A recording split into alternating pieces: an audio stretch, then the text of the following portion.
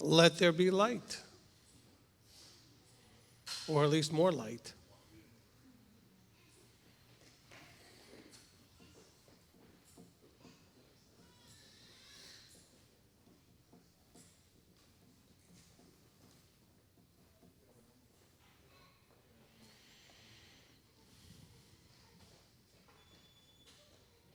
We're not on yet, is that correct?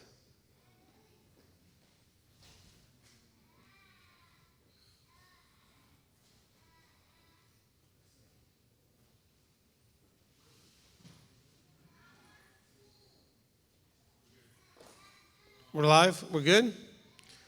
Well, live and good are maybe two terms that don't necessarily have to go together. We could be live and not good. But we are good. All right. Shalom, everyone. All right. And Chag Sameach Purim. All right. So I just wanted to, as we get started here, I just wanted to at least address Purim for a second.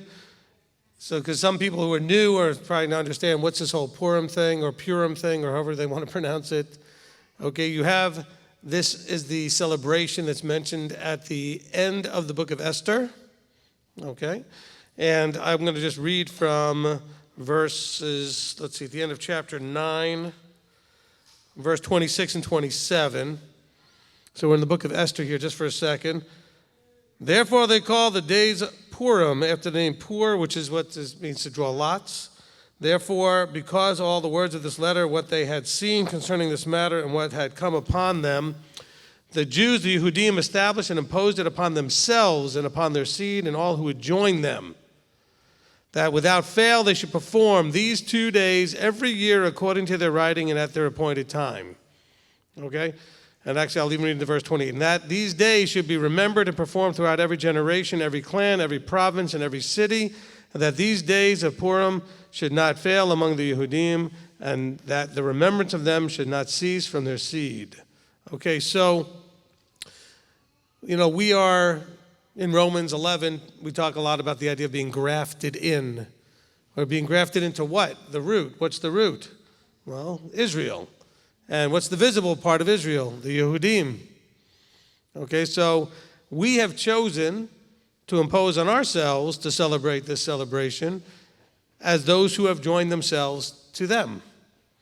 Okay, so this is not a Yah commanded feast. I know there's a lot of people when they come out of, whatever they were in before, Christianity, etc., and they come into this, there's sort of a backlash against all things that they can't seem to find in the Scripture. Well, this is in the Scripture. And it does say that it's something that the people decided to do. And Yahweh does honor some of the things that people choose to do. Okay? There's a few fasting days that they do that he never commanded to be done, but he honored them. Okay? And so this is what we have going on here. So just so you know, as we look through our scriptures and as we go through some of the celebrations, and we say, well, was that just a Jewish tradition? Well, it is a true Jewish tradition, but specifically in your book, in chapter 9, it says that this is that they imposed it upon themselves and upon their seed and all that would join them. And so there's no place in Scripture that says this was a wrong thing to do, that it was a bad thing to do, or that it was interfering with or caused any problems. Now, remember, and this is really important, and we're going to see this more and more as we do our studies year by year and night by night as we go through the Torah, is that traditions absolutely can be both a problem or they can be fine. And what's the difference between that? What differentiates a good tradition from a problematic tradition? One of two things, very simple. If that tradition is elevated as if it's Torah, that's a problem. So that's why in Scripture it tells you very clearly they imposed it on themselves. So it should never be treated as a commandment from Yah. So if somehow you didn't celebrate it, you're not breaking a commandment.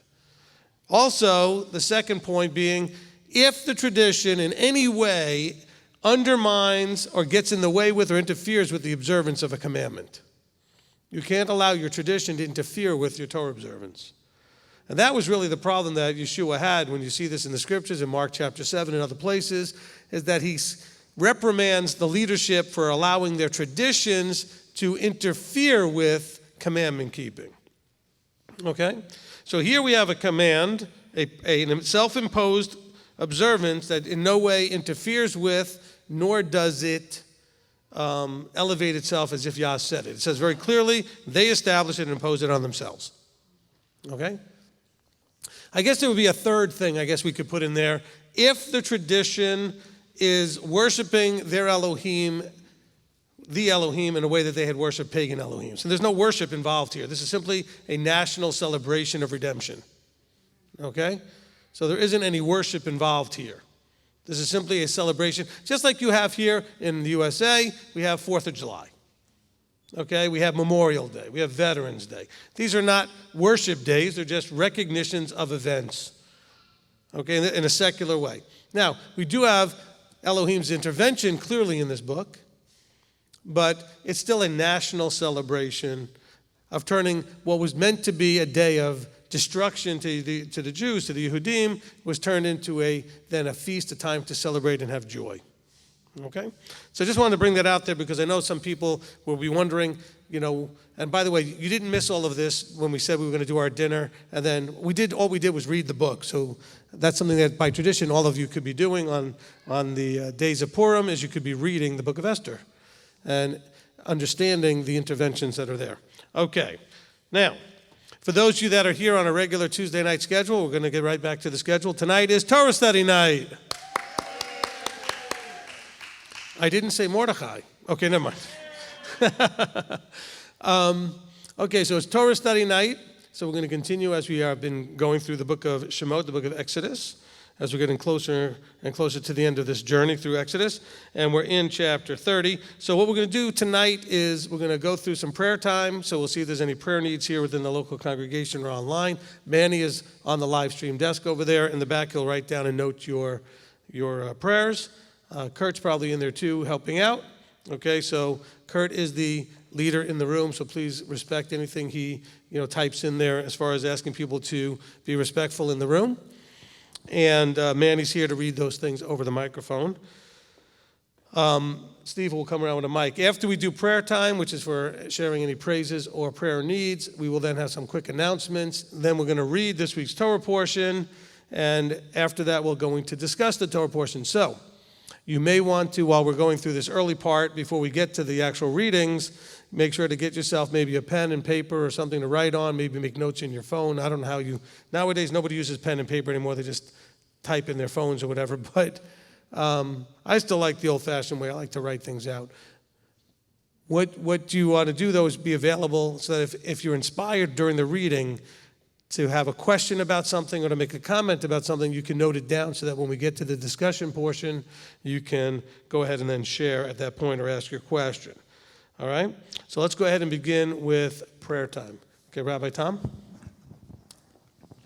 Thank you. I'd like to ask for prayer for my granddaughter, Hannah. She's in a situation, I'm not going to mention what it is, but she needs a lot of sincere prayer, help for her. Amen. Okay, who's next? Sarah Beth? Thank you. Praise and prayer co-worker. Actually, two of them. One has a mother that's kind of not doing very well at all. She's got cancer, inoperable. And they've been doing tons of chemo, and she's not doing well. Second, a coworker got hurt at work. Could have been really bad. Just asking for her prayer as she recovers. Thankfully, it wasn't worse. And the praise, I was wondering if I would get part of the blame for the accident, and I was exonerated. Oh, good. Excellent. Awesome. You never know when something happens and you're anywhere nearby or in the same place because somebody's got to get the blame, and you never know when if blame's going to be pointing in your direction, innocent or not. So I was glad that you got exonerated. That's wonderful. Okay, who's next? And certainly we'll pray for the person who got injured. Factories are not always safe places. Things can happen. All right, Becky.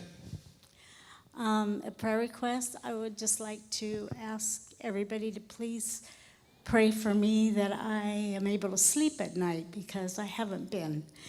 And also this Friday is my husband's birthday, and so that's going to be a tough time for me too. So I just ask that y'all keep me in your prayers. Amen. Thank you. Amen. And by the way, sleeping during the day is allowed. So if night's a problem, just sleep during the day. No, we certainly can pray for that. Okay, Steve, behind you. Okay, Harold. Prayer for Betty. She's home. She's got a lot of pain with what's going on. And praise. I had a job I started last Tuesday, and Betty and April got a job, and she started on Monday. All right, fantastic. Okay, who's next? Okay, bring it over here, Steve, on this side.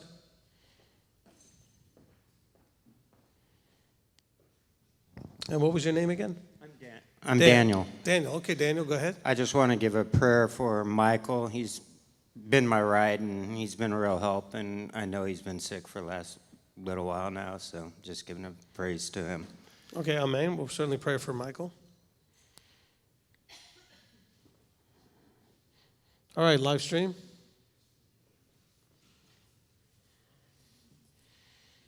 Give you a second to get your headgear on here.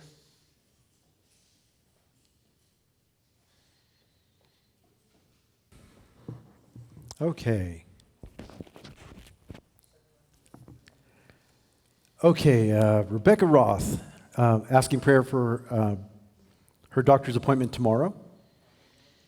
Olivier Janet Hoffman, kindly please pray for my husband Olivier to find a job, hopefully in Tennessee, as he was laid off today. Thank you, beloved. They know Abba will provide. Billy, please pray for her husband Richard. He had a really bad day. Britt Lee, I have a prayer request for my kitty cat, Harley. He has a painful UTI, and I unfortunately can't afford to bring him to the vet right now. Yah's daughter, could you asking us to ask prayer for her work and guidance? Carrie Ann, please pray for my husband as he has arthritis in his hands, and they've been really bothering him. Odd Aunt, for her husband Tim, his relationship with Yah and for her, and that I blindly follow his instructions. Let's see here. Robert Wyatt, praise Walter Rachel Atkins just had their baby girl about 20 minutes ago. Yeah. Another Tuesday baby. Another Tuesday baby. For those of you who don't know, we've had in the last couple of years, like almost every baby but one was born on Tuesday. We don't know why. It's just strange. Within MTOI. Yeah. Well, at least here is for sure, Beth Shalom. They've all been Tuesday babies. All right, go ahead. Let's see. Kathleen Phillips, prayer request. She wants to thank Abba for everything in her life and to pray for her emotional and physical health.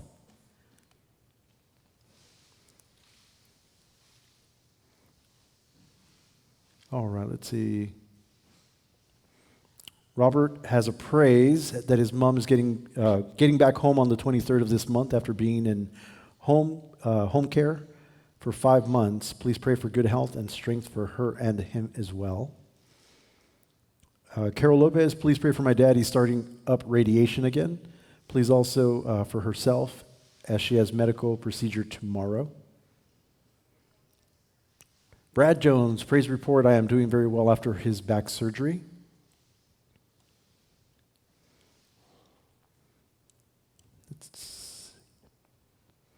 Marie, please keep me in prayer for my health.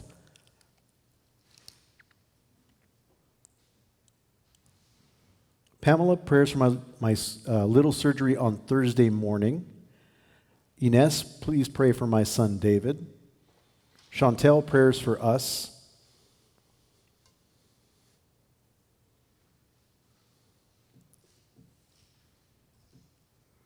I'm not sure what these initials are. WHT, have doctor's appointment Thursday, hoping I'll be able to go back to work after being off. Let's see.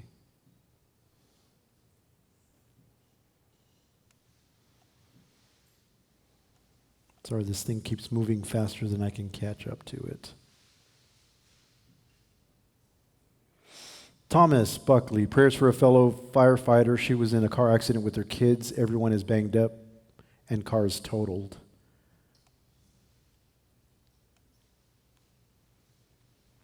Melissa Rogers, prayers for all those with the flu.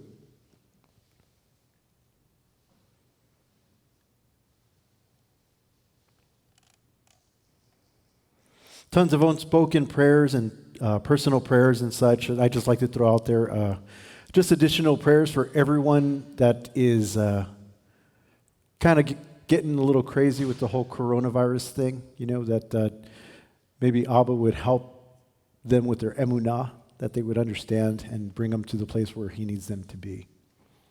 Amen. I was going to address that, so that's good. It's a good lead into that. Okay, that's it from your side? Yes, sir. Okay, so, excuse me. And that wasn't the coronavirus. That was just, you guys who know me know I just always have a cough of some sort, a little bit. All right, so let's talk about that for a second. You know, some people have felt, because they don't, let's understand something very important. Pay attention, this is really important. Communication, meaning my speaking and you receiving it the way I intended it, or you're speaking in the way the other person will receive it the way you intended it, is a very challenging thing. Scott, maybe when I speak or you speak, the person will receive, if you're doing well, maybe 70% of how you meant it, or something like that. So just realize that there will be things always spoken. So there are those who have felt that I've made light of. Same thing with the president, made light of something. Nobody's making light of the coronavirus, okay?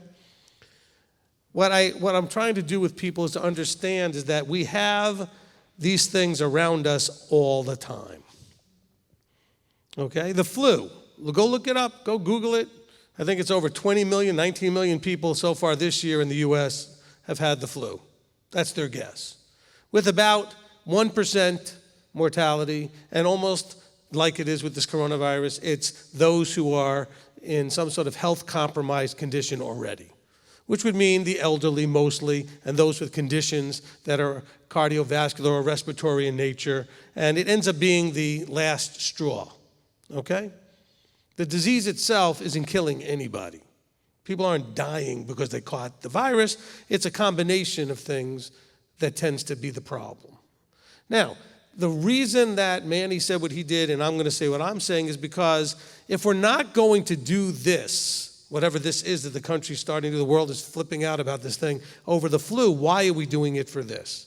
Almost everybody that gets it has basically recovered from it without a problem. Mostly the people that have had the problem, look, all of the cases that they were announcing out in Washington State and other places have been those in nursing homes with predisposed, immune-compromised situations who have died. Now, that doesn't mean that this is not a dangerous thing. People are dying. But the same thing happens with the flu when we don't do anything like this for that. I mean, there's lots of stuff that's floating around all the time that we don't do these things for. So what's happening is there's the media combined with whatever is promoting a state of emotion called fear, worry, panic. Okay? Don't give in to that. Like you should every flu season, take the necessary precautions. You should be washing your hands more often, especially when you're aware of touching things, like if you go into a public place and you touch a doorknob or a shopping cart or anything like that, or go through the racks on a store shelf or something. You've touched things other people have touched. Before you touch any other part of your body, put some sort of a sanitizer on your hands or go wash them or something. This is the kind of precautions you should be doing all the time, okay? All the time. I don't have it up here, but I carry with me, and I usually have it up here, especially on Saturdays. I walk around. I shake a lot of people's hands. A lot of people touch me. I touch them as far as, you know, we have conversations. There's a lot of people knocking into each other and everything else going on. So throughout the day, I have a little hand spray, and I just spray it on, and I know that's going to basically minimize some of that. Okay? Be careful and aware of how often you touch your face, because that's very much how you generally will get it. You'll touch it, and then you'll touch your eyes, your nose, your mouth, something. You'll touch your face. We got some teenagers and children that have a problem keeping their hands away from their mouths. They like to chew on their fingers or chew on their, and that's just an invitation for all this stuff. Okay, what we don't want to do is get into that emotional, fearful place. So are we diminishing and minimizing this? No. This is a very dangerous thing. No more, no less, though, than the flu for people that are already in a weakened immune state. Okay? There are people that, if they're older and if their systems are in such a condition, the flu will kill them. And it's a scary thing. For those of you that are in reasonable good health, the flu is an annoying thing. It'll lay you up for a couple of days. It'll be no fun to go through, but you'll be fine. That's very much what they keep saying now about this coronavirus. Okay, it's spreading fairly quickly, but actually I don't even think it's necessarily spreading that quickly, because there was a little bit of time there before anybody even told us it was happening over there in China, and people were still going back and forth from that country, and that's why all of a sudden it's popping up in places that people are like, we didn't know anybody came there from over there. Well, because they probably ran into it in a whole different way, and it's been spreading since. And most people that get it don't know they have it, so it's not like they're even aware. And so let's please, yes, this can be very serious. So if you are in a health condition where you know that you're already in a weakened condition, you need to be really aware of this. But you need to be just as aware of the flu, okay? If you're elderly, etc. So just keep that in mind, because like having one case, I heard they announced like one case, one person died or something in Florida, they just declared a state of emergency. There's been only like 500 and something cases in the whole country, and we have 3 or 4 states already calling emergencies. 20 million people have had the flu. Nobody declared an emergency. Okay? And so we have to keep our balanced perspective. All right? So what am I counseling? I'm counseling, yes, take it seriously. Because even if you get it and recover from it, it won't be any fun. So you'd like to avoid it if you can. All right? There's only so much you can avoid. But just keep that all in mind, because a lot of it has to do with our emotional state.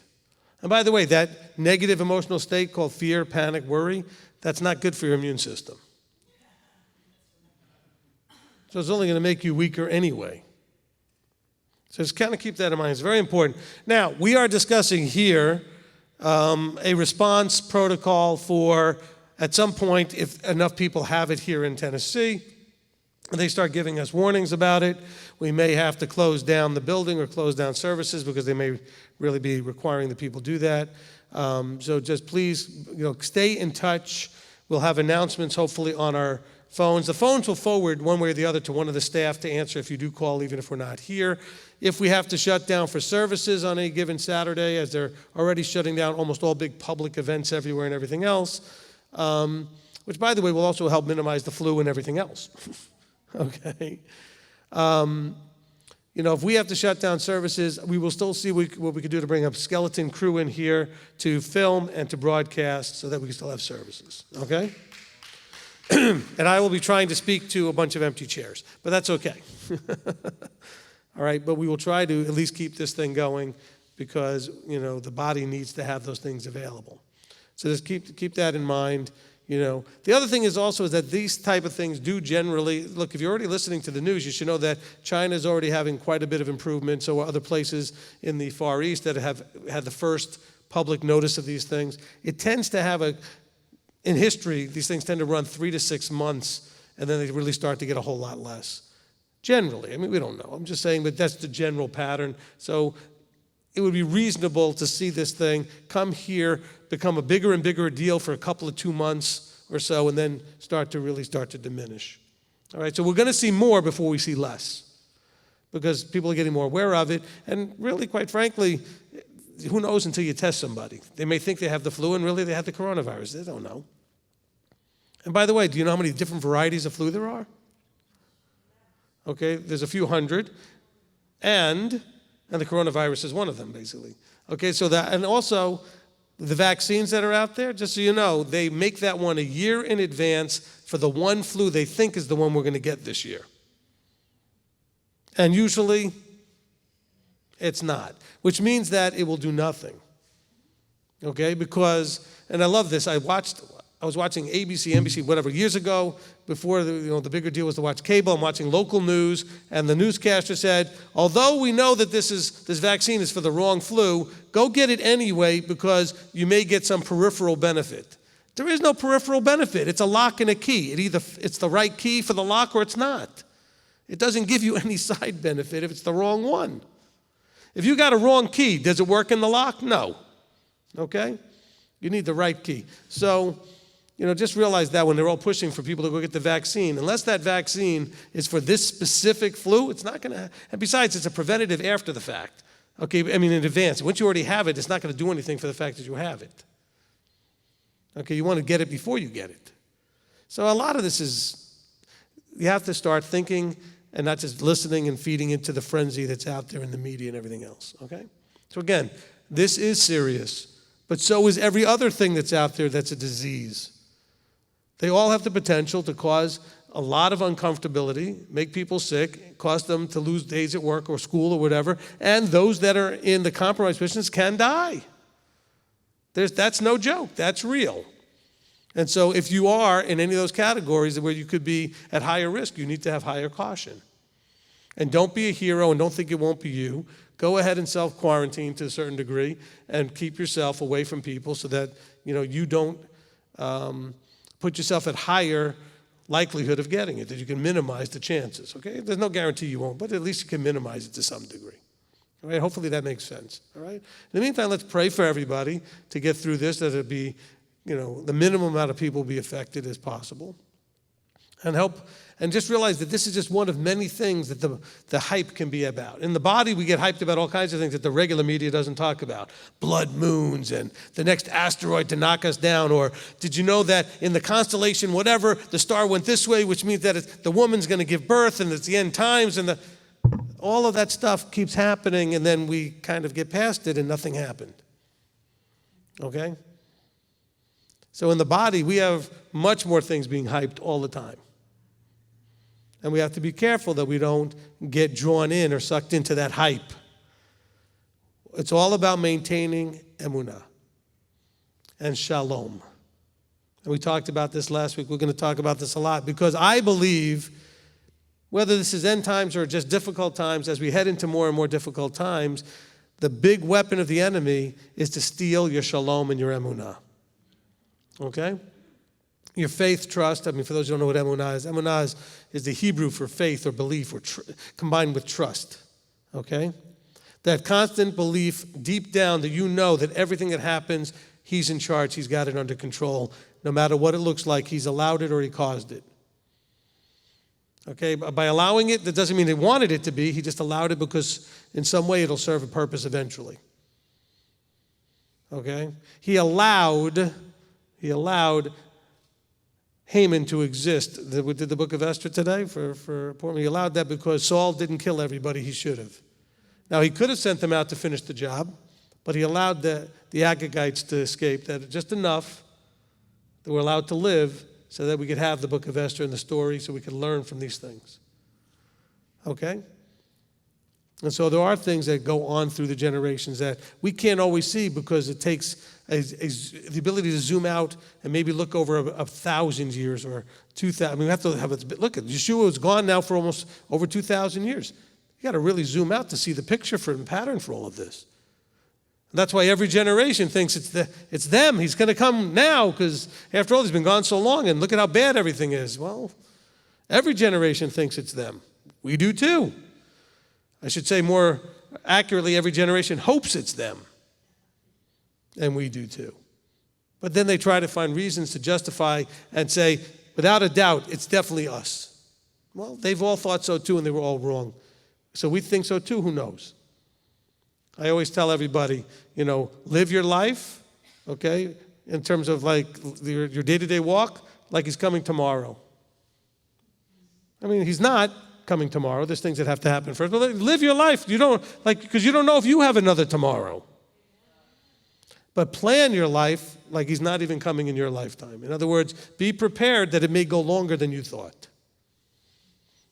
Don't put things off and say, well, what's the point? He's going to come before I could ever do this or before my kids could do that or whatever. No.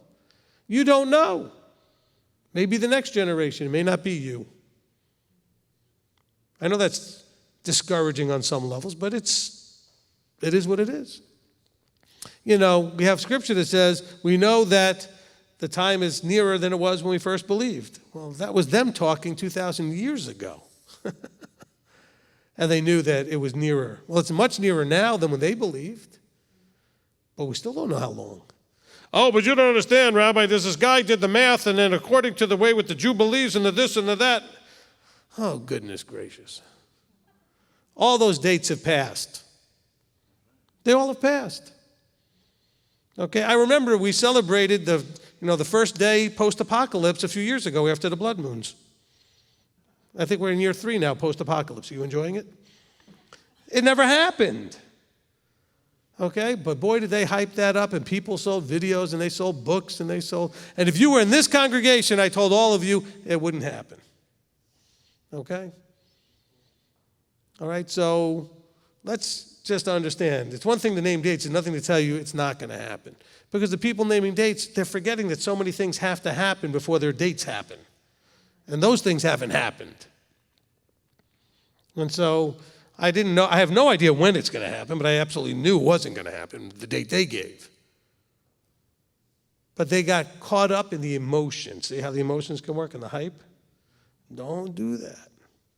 The coronavirus is the same type of thing as the blood moons, the same kind. It's just another thing to get your emotions all perked up and all stirred up and lose focus.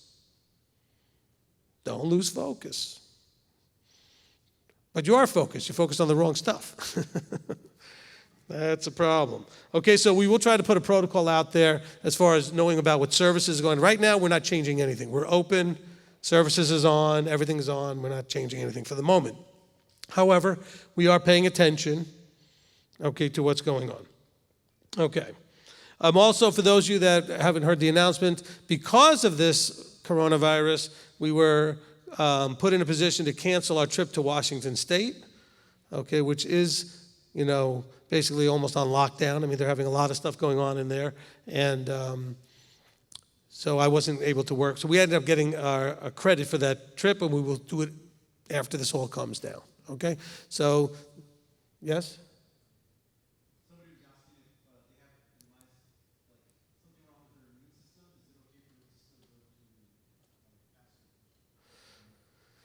Okay, so if you have a compromised situation with your health, should you still go to Passover? I would keep attention to as this thing evolves over the next couple of weeks, because we'll see what they say about, North Carolina. But realize this, if you have a compromised or weakened immune system, going anywhere where a lot of people are going to be is a risk. Because I can tell you what, and this is not to scare you, but every feast, people get sick. Because people are coming together from all over the country and all over the world, and when they come together, some kid is gonna have the sniffles, or some adult's gonna have touched, whatever, and so we end up always, when you have 300, 200, 300, 400 people, whatever it is, like last feast was over 400, this one's gonna be about 250 to 300. You're going to be at risk when you come to these things. You just have to be using precautions. Make sure, by the way, you come to these things, you should cover your mouth when you cough or sneeze or whatever, if you have any of those kind of things going on. You should, again, wash your hands, stay hydrated. There's things to do, okay? Have a hand sanitizer of some sort that you carry around with you so that you make sure that you're doing that on a regular enough basis. And don't just do it all the time just to do it. If you've touched anything, that's when you probably need to do it, okay? And so this is important. I carry it around. My family goes out to a restaurant. We eat, and after we're done, I spray everybody's hands because we touch the table, we touch the chairs, we touched everything. All right? And by the way, you can already see this if you're going out. Stores are, well, not so much. I don't know about the stores. The restaurants are emptier, because people are staying home more. So any place you've been trying to get to, it's always too crowded. I'd go. No. You won't have any challenges with the lines getting in. All right. Good question, though, okay? So if you are coming to the feast, just realize this, in my opinion, is not any more dangerous than it was before, okay? You're at the same risk going to Walmart or any store where there's a lot of people, like a big supermarket. You're at the same risk going to any place where there's a lot of people. You're at the same risk coming to services with 100 and something people, okay? So just realize that. Now, the coronavirus, though, because it specifically seems to be more problematic for people with respiratory problems, if that is definitely in the area, you would definitely want to stay away from that. And we've not heard that there's very much of that in in North Carolina and Tennessee yet. Okay, I think one or two, just a small handful of cases have come up. Okay, but then I would just be paying attention to it. So you can get in touch with us and maybe call us. We're 4 weeks out, so maybe give us a call in 2 weeks and we can see where we're at if you're planning to come. Okay, but I wouldn't just stay away from it just because there's going to be a lot of people there any more than you would normally stay away from, because you're still at risk of catching something anytime you're with a lot of people. I was kind of sobering to me when I was, of course, how many of you were told by your mother that being in the cold will get you sick? Of course, that's not true. Do you know the Eskimos generally don't get sick until the thaw comes and people show up? Because in the middle of the winter, when it's frozen, nobody's showing up. Okay, so when you're way up north, and they isolated basically during the wintertime, and there's not a lot of visitors and travelers and all that stuff, nobody gets sick. Not nobody, but I mean, it's a whole lot less of it. But then it's all of a sudden when people start interacting and traveling, now people are starting to spread stuff more. Okay, so it has nothing to do with that. What has to do with the interaction with people. And if you interact with people, you know what? Stop shaking hands and don't be offended if someone doesn't shake your hand. I think I said this Saturday. The reasons for shaking hands doesn't exist anymore. It was a way of demonstrating you didn't have a weapon. Okay? You could wear gloves. But if you're wearing gloves, don't touch your face with your hand with the gloves. Okay? All right, I think we kind of covered that about as good as we can cover it. All right, we do want to pray for those who have contacted us in the last week or two, and so, or at least the last couple of days since Sabbath, and I think that will cover for that. Let me just go ahead and put some announcements out there, and then we'll pray for all of this, and we'll open the meeting here. All right, so we are going to, for those of you that are new, we do this every Tuesday night, because how many we got on there now? I almost touched my face. I had the itch I was going to do that. 213 computers logged on there. Very nice. Okay. All right, so we do this every Tuesday night, 8 o'clock Eastern time. We do have a program for the children. It's called Parsha Pearls. It's free. It's incredible. It's robust. It's just filled with tremendous information. By the way, for all of you who do the Parsha Pearls program, we put out today the Purim special edition. Okay? I forgot to announce that on Saturday, but we did post today the Purim special edition, and so it's got special things just for Purim. But we do have the Parsha Pearls program, which goes through the weekly Torah cycle for the youth. We post them on Sundays, and it's for the following week. Just like Tuesday is also for the Saturday coming up. Because traditionally these things are done on Saturday, so we do them a little bit in advance, okay? Leadership meetings will be on March 22nd, so a week from Sunday. And then on the 25th is Rosh Chodesh for Aviv. Yay! All right? As we start a new year of feast cycles, and on Rosh Chodesh Aviv, we're going to be together here again for a meal. By the way, the Hamantashen was fantastic. All right, good food tonight. Okay, so we're going to eat, and then we'll do our Rosh Chodesh service. We will broadcast the service at 8 o'clock on the 25th, okay? So, and I may have something to say after that, as I usually do for a new moon service. I may have a little something to say. Okay, then Passover 2020 is on April 8th through 16th. All right, we have over 250 people coming. Very exciting. A few people wanted to clap, so let's go ahead and clap for that. All right. And so please call in to confirm your reservations if you have not received a confirmation from us, especially if you registered online. Okay? So I think that's going to cover it for the announcements. Let's go ahead and open in prayer. Who wants to open us in prayer? Well, Manny, you already got a mic there. Just go ahead and put your mic on and go ahead and do it.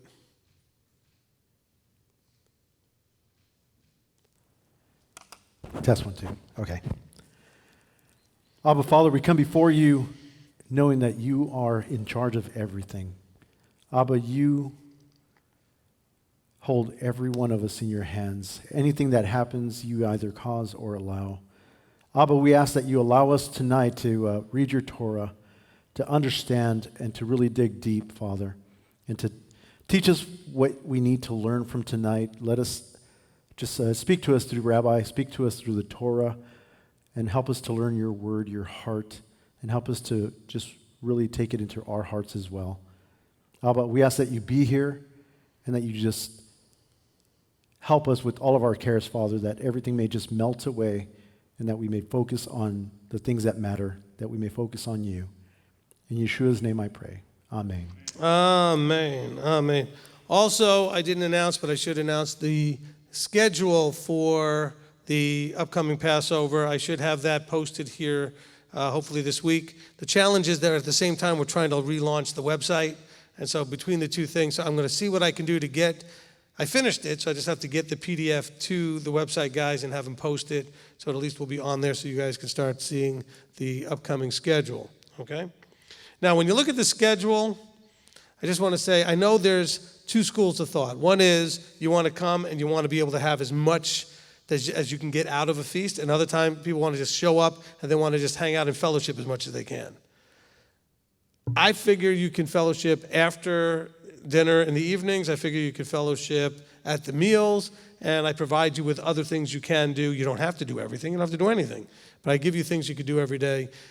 Believe it or not, what seems like a lot of time between April 9th, which is the first holy day, and the 15th, which is the last holy day, that time can get filled really fast. Okay, as it is, there's things that we do often that I didn't have room for. Okay? And so, it's just a different perspective.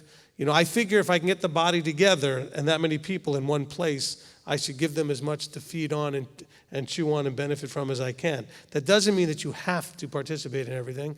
It just means that these things are being made available to you. But I know there are those who feel like it's too busy a schedule. I don't think so. Now, there are places where you go, they'll put a new speaker up in front of you every hour. Those are busy places. Okay, when they start running different people up on the stage and they got all kinds of programming.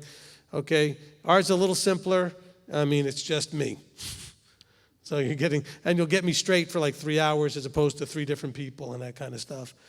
But we are going to do some midrashes. You guys enjoy the midrashes? Okay. And so we'll have some of that. We'll be doing a mikvah. We'll be doing the Pidyon Haben, the redeeming of the firstborn, for those who want to do that. So those things are all scheduled on the schedule. I'll be doing 2 classes that we call Up to the Challenge. I don't know what we'll be talking about yet, but those are going to be for helping the body in its transformation, and it's usually dealing with some of our personal development type stuff and that kind of thing. So I think the people look forward to that. And so we have those things sort of scheduled. So the time really does fly very quickly. Okay, it really does. All right. So that being said, let's get started with the Torah study. So tonight's Torah study is Ki Tisa. Okay, Ki Tisa, which is Exodus 30 and verse 11 through the end of chapter 34. Yeah. Okay, 30:11 to the end of chapter 34. So we're going to read the rest of chapter 30, all of 32, 31, 32, 33, and 34. I've got 9 readings. What does Ki Tisa mean? When you take. Okay, when you take. Because they're going to take the census here. Well, he says, when you take the census, this is how you're going to do it. Okay? So, Ki Tisa, when you take, Shemot, or Exodus 30:11 to 34, 35, 9 readings. So we got 8 chairs up here to fill up, please. Let's get 8 readers up here. Rabbi Tom will be going first. Okay, so he'll be our 9th reader, or our first reader, so we have 8 more. Let's get the chairs filled up. Okay? And again, I encourage all of you to take notes. I do have big scriptures up here. You're still welcome also to bring whatever you have with you so you can read from that one if you prefer your own. Okay? So you don't have to read from this one. I'm going to call up each reader one at a time. I will recite a traditional blessing over you, and then I'll tell you what verses you're reading from and to. Okay, let's go ahead and start. Rabbi Tom, you want to come on up?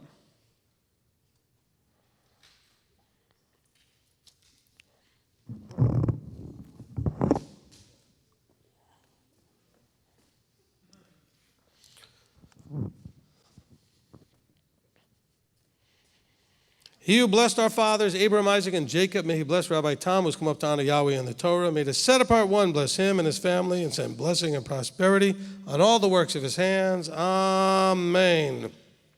Okay, Rabbi Tom's going to start us off in verse 11 and read to verse 24. Thank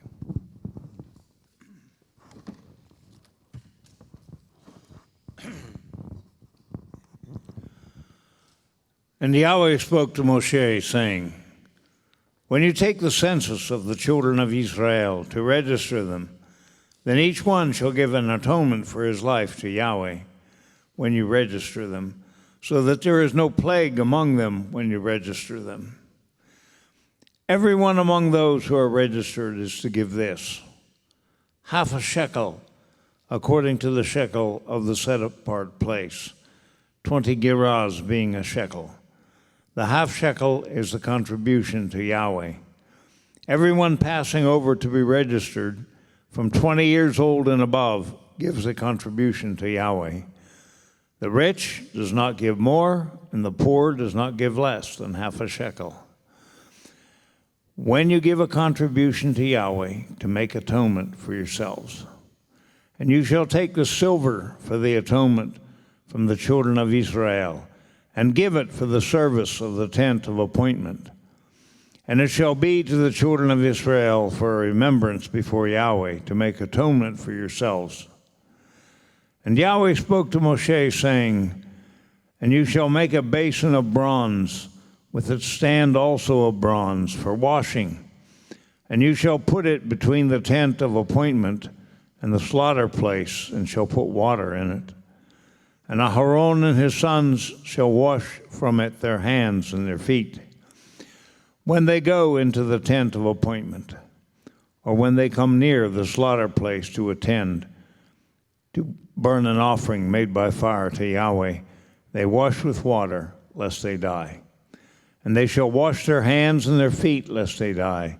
And it shall be a law forever to them, to him and his seed throughout their generations. 24, sorry. And Yahweh spoke to Moshe, saying, And take for yourself choice spices, 500 shekels of liquid myrrh, and half as much, 250 of sweet-smelling cinnamon, and 250 of sweet-smelling cane, and 500 of cassia, according to the shekel of the set-apart place, and a hin of olive oil. Amen. Okay, thank you, Rabbi Tom. Appreciate it. Okay, next up, Kip.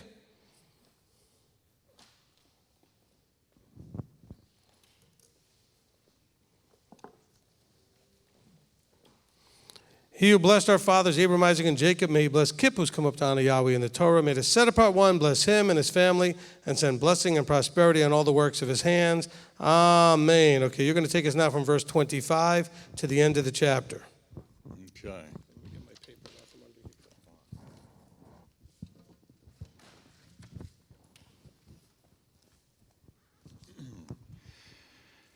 And you shall make from these a set-apart anointing oil, a compound, blended, the work of a perfumer. It is a set-apart anointing oil. And with it you shall anoint the tent of appointment and the ark of the witness, and the table and all its utensils, and the lampstand and its utensils, and the slaughter place of incense, and the slaughter place of ascending offering with all its utensils, and the basin and its stand. And you shall set them apart, and they shall be most set apart. Whatever touches them is to be set apart. And you shall anoint Aharon and his sons, and set them apart to serve as priests to me. And speak to the children of Israel, saying, This is a set-apart anointing oil to me throughout your generations. It shall not be poured on the flesh of a man, and make no other like it, according to its composition. It is set apart to you. Whoever compounds any like it, or whoever puts any of it on a stranger, shall be cut off from his people. And Yahweh said to Moshe, Take sweet spices, fragrant gum and cinnamon and galbanum, and clear frankincense with these sweet spices, all in equal amounts. Then you shall make of these an incense, a compound, work of a perfumer, salted, clean, set apart.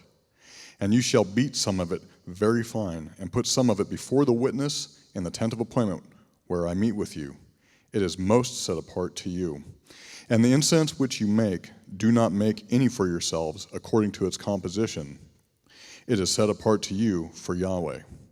Whoever makes any like it, to smell it, he shall be cut off from his people.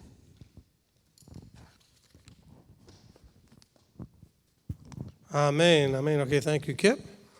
Okay, Sarah Beth.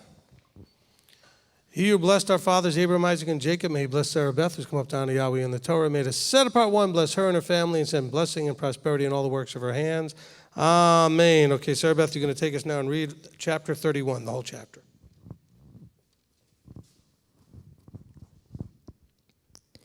And Yahweh spoke to Moshe, saying, See, I have called by name Bezalel, son of Uri, son of Hur, of the tribe of Yehudah, and I have filled him with the spirit of Elohim, in wisdom and in understanding, and in knowledge, and in all work, to make designs for work in gold, and in silver, and in bronze, and in cutting stones for settings, and in carving wood, and to work in all work. And I, look, I have appointed him, and I have appointed with him Oholiab, son of Chesmek, of the tribe of Dan, and I have put wisdom in the hearts of everyone who is wise-hearted, and they shall make all that I have commanded you, the tent of meeting, and the ark of the witness, and the lid of atonement that is on it, and all the utensils of the tent, and the tribe and its utensils, and the clean gold lampstand with all its utensils, and the altar of incense, and the altar of burnt offering with all its utensils, and the basin and its stand, and the woven garments, and the set-apart garments for Aharon the priest, and the garments of his sons for serving as priests, and the anointing oil and the sweet incense for the set-apart place, according to all that I have commanded you, they are to do. And Yahweh spoke to Moshe, saying, And you speak to the children of Israel, saying, My Sabbaths you are to guard by all means, for it is a sign between me and you throughout your generations, to know that I, Yahweh, am setting you apart. And you shall guard the Shabbat, for it is set apart to you. Everyone who profanes it shall certainly be put to death. For anyone who does work on it, that being shall be cut off from among his people. 6 days work is done, and on the 7th is a Sabbath of rest, set apart to Yahweh. Everyone doing work on the Sabbath day shall certainly be put to death. And the children of Israel shall guard the Sabbath, to observe the Sabbath throughout their generations as an everlasting covenant between me and the children of Israel. It is a sign forever. For in 6 days Yahweh made the heavens and the earth, and on the 7th day he rested and was refreshed. And when he had ended speaking with him on Mount Sinai, he gave Moshe 2 tablets of the witness, tablets of stone, written with the finger of Elohim. Amen. Amen. Sorry, I need to run and get some water. Okay. All right. May?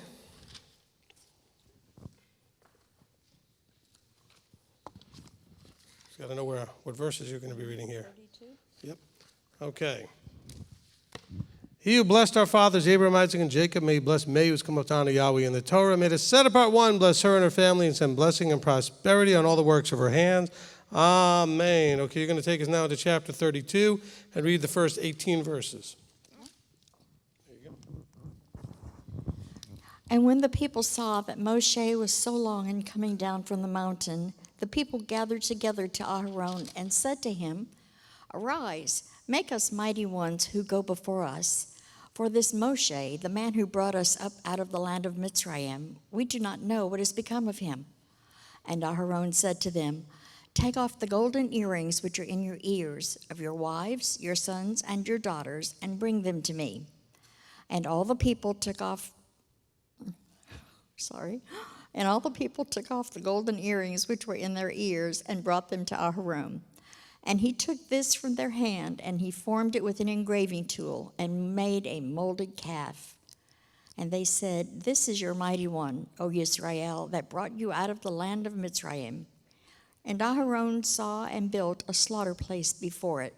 And Aharon called out and said, Tomorrow is a festival to Yahweh.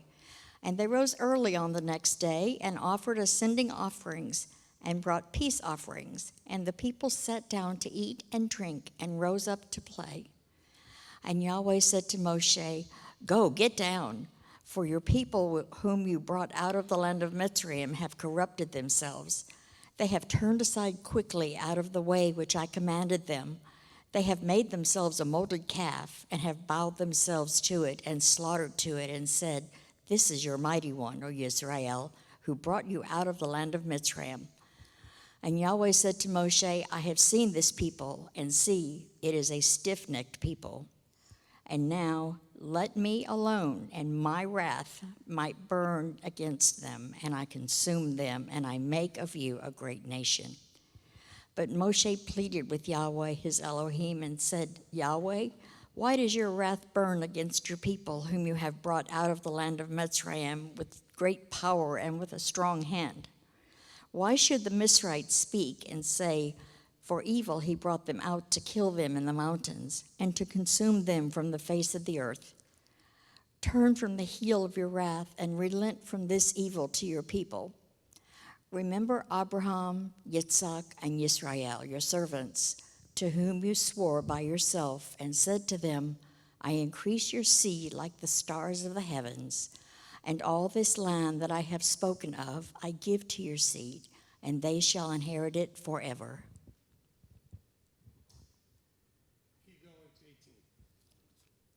And Yahweh relented from the evil which he said he would do to his people. And Moshe turned and went down from the mountain, and in his hand were the two tablets of the witness, tablets written on both their sides, written on the one and on the other. And the tablets were the work of Elohim, and the writing was the writing of Elohim engraved on the tablets. And Yehoshua heard the noise of the people as they shouted, and he said to Moshe, A noise of battle is in the camp.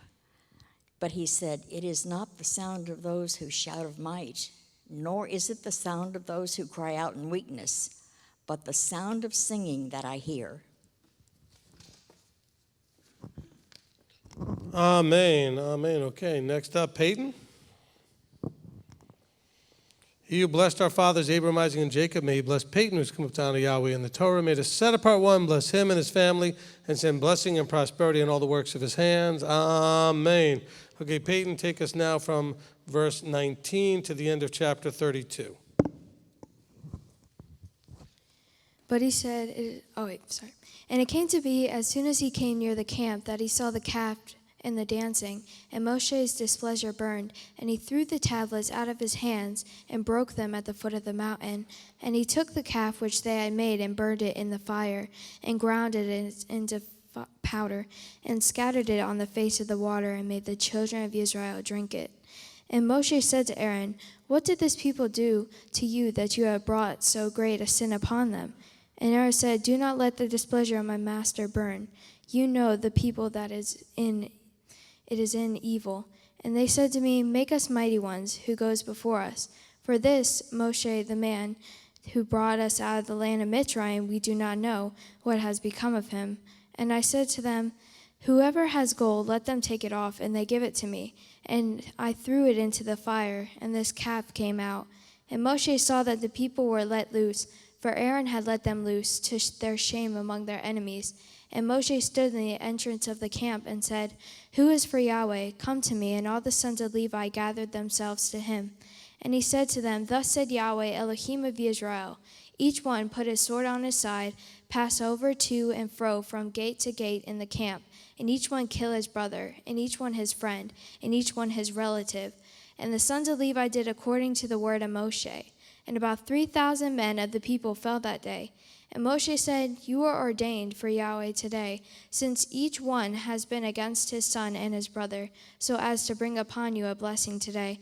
And it came to be on the next day that Moshe said to the people, You have sinned a great sin, and now I am going up to Yahweh, if I might atone for my sin. And Moshe turned to Yahweh and said, Oh, these people have sinned a great sin, and have made for themselves a mighty one of gold. And now, if you would forgive their sin, but if not, please blot me out of your book, which you have written. And Yahweh said to Moshe, Whoever has sinned against me, I blot him out of my book. And now, go, lead the people to the place of which I have spoken to you. See, my messenger goes before you, and in the day of my visitation I shall visit their sin upon them. And Yahweh plagued the people because they made the calf which Aaron made. Amen. Amen. Thank you, Peyton. Okay, Shira. He who blessed our fathers, Abraham, Isaac, and Jacob, may he bless Shira, who's come up to honor Yahweh in the Torah. May the set-apart one bless her and her family and send blessing and prosperity in all the works of her hands. Amen. Okay, Shira, you're going to take us now into chapter 33 and read verses 1 through 11.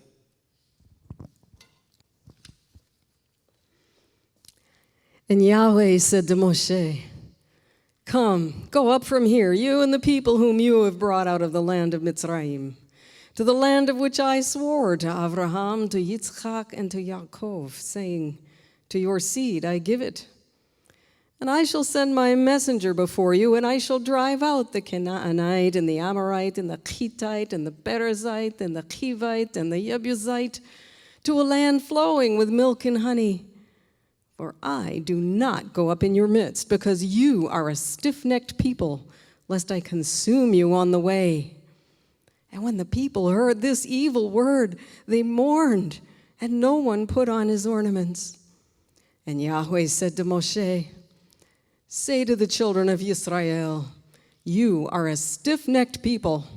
Should I go up in your midst for one moment, I shall consume you. And now take off your ornaments, and I shall know what to do to you." So the children of Israel took off their ornaments at Mount Horeb. And Moshe took his tent and pitched it outside the camp, far from the camp, and called it the tent of appointment. And it came to be that everyone who sought Yahweh went out to the tent of appointment, which was outside the camp. And it came to be, whenever Moshe went out to the tent, that all the people rose, and each man stood at his tent door and watched Moshe until he entered the tent. And it came to be, when Moshe entered the tent, that the column of cloud descended and stood at the door of the tent, and he spoke with Moshe. And all the people saw the column of cloud standing at the tent door, and all the people rose and bowed themselves, each one at the door of his tent. Thus Yahweh spoke to Moshe face to face, as a man speaks to his friend. And he would return to the camp, but his servant, Yehoshua son of Nun, a young man, did not leave the tent. Amen. Amen. Okay, thank you, Shira. Okay, next up, Steve. That's okay.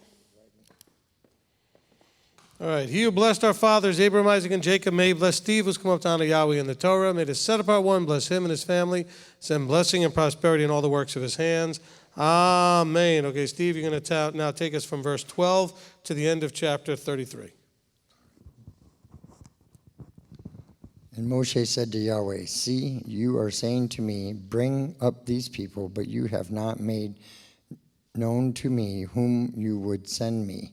Through you I have said, I know you by name, and I have also found favor in your eyes. And now, please, if I have found favor in your eyes, please show me your way and let me know you, so I find favor in your eyes and consider that this nation is your people." And he said, "My presence goes, and I shall go, and I shall give you rest." My presence does go, and I shall give you rest. And he said to him, "If your presence is not going, do not lead us up from here. For how then shall it be known that I have found favor in your eyes, and I and your people, except you go with us? Then shall be distinguished, and I and your people from all the people who are upon the face of the earth." And Yahweh said to Moshe, "Even this word you have spoken, and I shall do, for you have found favor in my eyes, and I know you by name." Then he said, "Please show me your esteem." And he said, "I shall cause all my goodness to pass before you, and I shall proclaim the name of Yahweh before you, and I shall favor him whom I favor, and I shall have compassion on him whom I have compassion.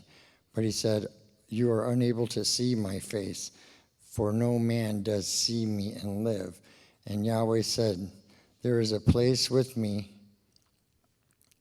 and you shall stand on the rock, and it shall be, while my esteem passes by, that I shall put you in the cleft of the rock and cover you with my hand while I pass by. Then I shall take away my hand, and you shall see my back, but my face shall not be seen.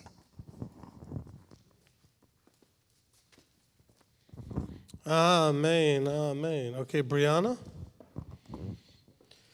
He who blessed our fathers, Abraham, Isaac, and Jacob, may he bless Brianna, who's come up to honor Yahweh in the Torah. May the set apart one bless her and her family and send blessing and prosperity in all the works of her hands. Amen. Okay, you're going to now take us into chapter 34 and read verses 1 through 17. And Yahweh said to Moshe, cut 2 tablets of stone like the first ones, and I shall write on these tablets the words that were on the first tablets which you broke. And be ready in the morning. Then you shall come up in the morning to Mount Sinai and present yourself to me there on the top of the mountain. And let no man come up with you, and let no man be seen in all the mountain, and let not even the flock or the herd feed in front of that mountain. And he cut 2 tablets of stone like the first ones. Then Moshe rose early in the morning and went up to Mount Sinai, as Yahweh had commanded him. And he took 2 tablets of stone in his hand. And Yahweh came down in the cloud and stood with him there and proclaimed the name of Yahweh. And Yahweh passed before him and proclaimed, Yahweh, Yahweh in El, compassionate and showing favor, patient, and great in loving commitment and truth, watching over loving commitment for thousands, forgiving crookedness and transgression and sin, but by no means leaving unpunished, visiting the crookedness of the fathers upon the children and the children's children to the 3rd and 4th generation.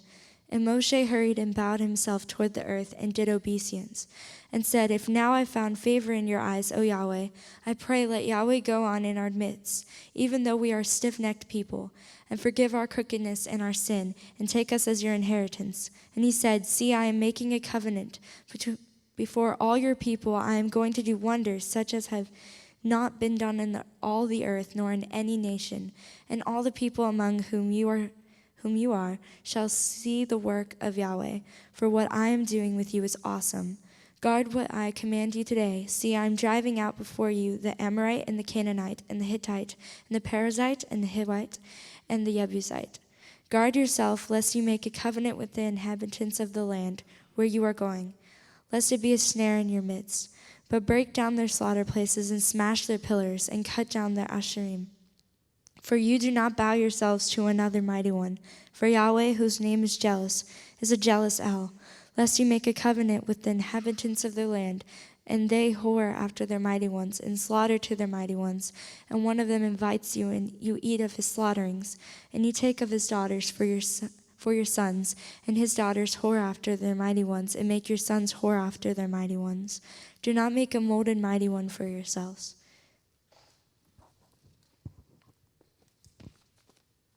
Amen, amen. Thank you, Brianna.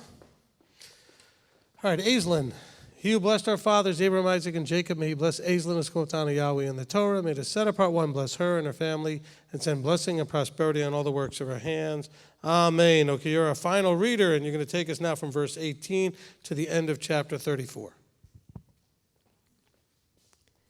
Guard the festival of Mazzot for 7 days. You eat unleavened bread, as I commanded you, in the appointed time of the new moon of Abib, because in the new moon of Abib you came out from Mitzrayim. Everyone opening the womb is mine, and every male firstborn among your livestock, whether bull or sheep, but the firstborn of a donkey you ransom with a lamb, and if you do not ransom, then you shall break his neck. Every firstborn of your sons you shall ransom, and they shall not appear before me empty-handed. 6 days you work, but on the 7th day you rest, in plowing time and in the harvest and rest, and perform the festival of Shavuot for yourself, of the first fruits of wheat harvest, and the festival of ingathering. At the turn of the year, 3 times in the year, all your men are to appear before the Master, Yahweh, the Elohim of Israel. For I dispossess nations before you, and shall enlarge your borders, and let no covet your land. When you go up to appear before Yahweh your Elohim 3 times in the year, do not slay the blood of my slaughtering place with leaven, and do not let the slaughtering of the festival of the Pesach remain until morning. Bring the first of the firstfruits of your land to the house of Yahweh your Elohim. Do not cook a young goat in its mother's milk. And Yahweh said to Moshe, write these words, for according to the mouth of these words I have made a covenant with you and with Israel. And he was there with Yahweh for 40 days and 40 nights. He did not eat bread, and he did not drink water. And he wrote on the tablets the words of the covenant, the 10 words. And it came to be, when Moshe came down from Mount Sinai, while the 2 tablets of the witness were in Moshe's hand, when he came down from the mountain, that Moshe did not know the skin of his face shone, since he had spoken with him. And Aaron and all the children of Israel looked at Moshe and saw the skin of his face shone, and they were afraid to come near him. But Moshe called out to them, and Aaron and all the rulers of the congregation returned to him, and Moshe spoke to them. And afterward all the children of Israel came near, and he commanded them all that Yahweh had spoken with him on Mount Sinai. And when Moshe ended up speaking with them, he put a veil on his face. But whenever Moshe went in before Yahweh to speak with him, he would remove the veil until he came out. And when he came out, he spoke to the children of Israel what he had been commanded. And the children of Israel would see the face of Moshe, that the skin of Moshe's face shone. And Moshe would put the veil on his face again until he went in to speak with him. Amen. Amen. All right, thank you to all the readers.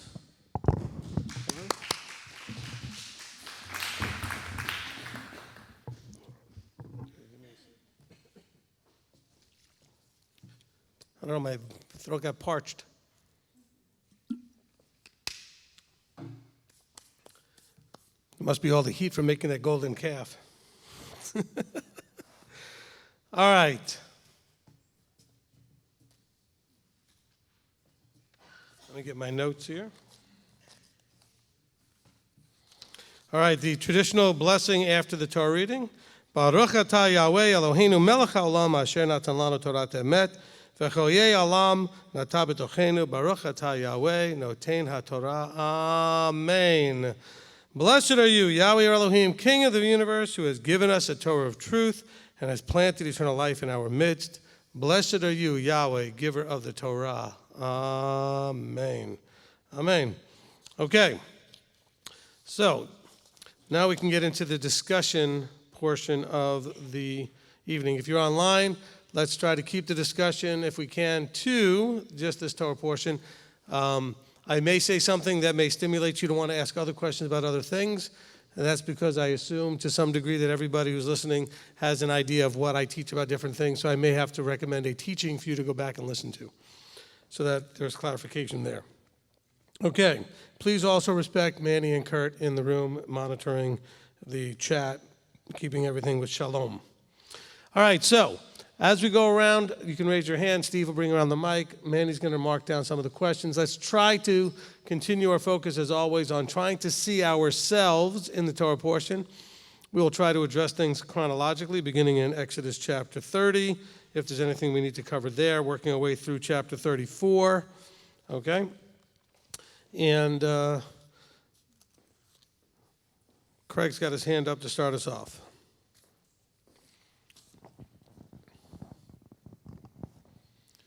In 30:22, it talks about taking the choice spices, seems like oils and everything else. Is it the mixing of oils and incense with this intended purpose? Or how do we use an anointing oil even? Because it clearly states not. Okay, well, what's going on in this particular portion is he says, look, and I think the way he's worded, it sometimes you have to see what's hinted at, even though it doesn't say it. I think the hint here is that people used incense for different things. They used oils for different things. And he's saying this particular combination only is for this. Okay, that's point one, is that you can only use this combination. Of course, it doesn't give us all the details because it talks about salted and all these other things that we don't know what that means necessarily. So there are things that are elements that are missing. I was at a congregation one time where someone who was, he believed was somewhat expert at temple stuff and incenses and all these kind of things, who put a compound together, and he said that he purposely left out one ingredient just so that it would not be exactly what was this. So you could have a sort of a sense of what it might smell like a little bit, but it was missing the one element so that he didn't break the commandment, so to speak. I don't know how he knew how to make it, or even if it was to the exact description here. But the point was, as always, is that the people at the time would have understood it exactly. All right, and they would have known what not to do. And this really is more of important, is like what not to do. Now, so we can then assume that they were using things for other reasons, okay? Now, incense, especially of the type that they were using, one of the reasons that the sweet swelling aroma was so important is because if you've ever been around slaughter places, it's not a pleasant smell. Okay, so they're using some really strong stuff here that could basically cover that smell to make it a sweet smelling aroma. Because blood, dried blood, when they were doing a lot of slaughtering, there was a lot of stuff going on, it was not a pleasant deal. Okay? And so we can assume that. Of course, also a combination of these things, you can already look at and know that some of these things are very pleasant smelling, okay? And so you can imagine that it smelled pretty nice. So as far as anointing, we don't have a lot of verses that explain that. There seems to be the idea of pouring like large amounts over somebody, even to the point where it runs down the beard of Aaron. We see things like with that. They had horns, like small, like a goat's horn or ram's horn, that they would fill with the oil and then use that to pour over somebody. Okay, we can possibly extrapolate out that there was a certain health element to the fact that bringing the oil onto somebody in that kind of quantity, a lot of it would be absorbed in the skin and other things. It could help to battle certain things and be a benefit in some way. And you could also understand, if you ever worked with essential oils, especially things like frankincense and myrrh, these things can be very expensive. And so to take like the bottle of perfume or the oil that was poured over Yeshua's feet, and they were like, whoa, wait, hold on. That's a lot of money right there you just blew. And he's like, no, she did well, But just so we understand that. Okay, so hopefully that answers your question.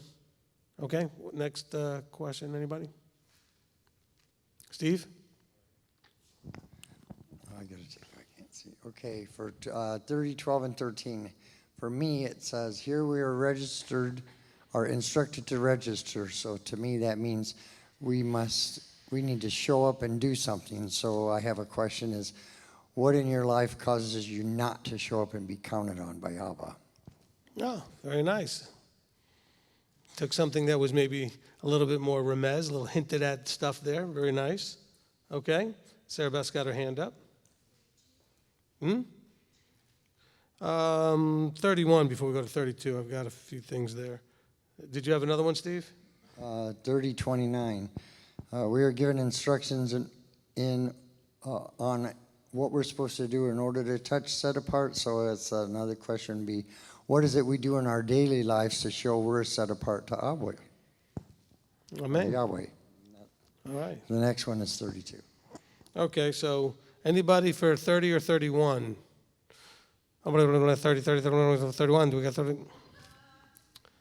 I got something for 31. Okay, so just an important note that 31, 16, 17 is the Vishamru. So as we do those pieces of liturgy, sometimes people want to know where they come from. Well, there it is. And you shall guard the Sabbath for to set apart, 16, and the children of Israel shall guard the Sabbath, to observe the Sabbath throughout the generations, right? Vishamru, B'nai Yisrael. Okay. Anyway, so that's where Vishamru is. All right. Now we can go to 32. Sarah Beth wanted to go to 32. Did you have anything in 30 or 31, Mr. Manny? You do? All right, why don't we bring it over to Manny to get 30 and 31 dealt with a little bit. You could stay there because he'll just come back to you. He's got his own mic. Go ahead. Okay, Libby would like to know Exodus 30:14. So this census was for service to see who is worthy? No, and we're going to see that the purpose of the census, which is not as clear here at this point, okay, but the purpose of the census is to count the men over 20, okay? This is the age of majority. We're going to see in the book of Numbers that they were censused there to go to war, okay? So here it says, everyone among those who are to register is to give this the half shekel, and it says everyone passing over to be registered from 20 years old and above gives the contribution to Yahweh, okay? So this is dealing only with those that we would call of the age of majority. So here in the U.S., it'd be like saying everybody 18 and over, all right? And so this is about the atonement. So there's an exchange or a payment as part of reconciling people to Yahweh. And we know that, Yeshua made a payment for us. We're bought and paid for. We were bought with a price. And so these are examples of giving us a mindset, understanding that there's an exchange. Okay, so they're exchanging here. The easiest medium of exchange is the half shekel. Okay. Next question. So they weren't all going into service or anything. This is simply everybody of full age. Okay, go ahead. Next one is from Sandra, 30 verse 21. Is this washing of hands and feet similar to John 13 verse 4 through 10, where Yeshua washes the apostles' feet and symbolizing our need to keep clean in our walk after our complete washing in baptism? No. I don't want to, I always feel funny when I give such a simple answer. Yeshua was dealing with something that you don't read about in John 13, but you read about it in the other Gospels, which was the debate that the apostles were having, his students were having over who would be the greatest. And he had said, he basically had enough of that argument. He kept telling them to knock it off. They weren't listening. And so finally he said, I'm going to do something so profound that they just can't miss the point. And so I'm going to gird myself like the lowest of the servants, the one who washes the feet, and I'm going to wash their feet. Okay? And this has nothing to do with what you're reading about here in Shemot. The one here, this is about the priests having clean hands and clean feet, entering into the holy places, lest they die. Okay? So one had to do with a issue of tameh and tahor, an issue of being clean ritually for a function. The other one in Yeshua doing in John was all about pride and ego. Okay? And humbling. So completely different situations. That was all I had for 30. Okay, 31. Because we want to go to 32 over here, so we can do 31 if you have some of those. No 31. No 31. Okay, 32, Sarah Beth.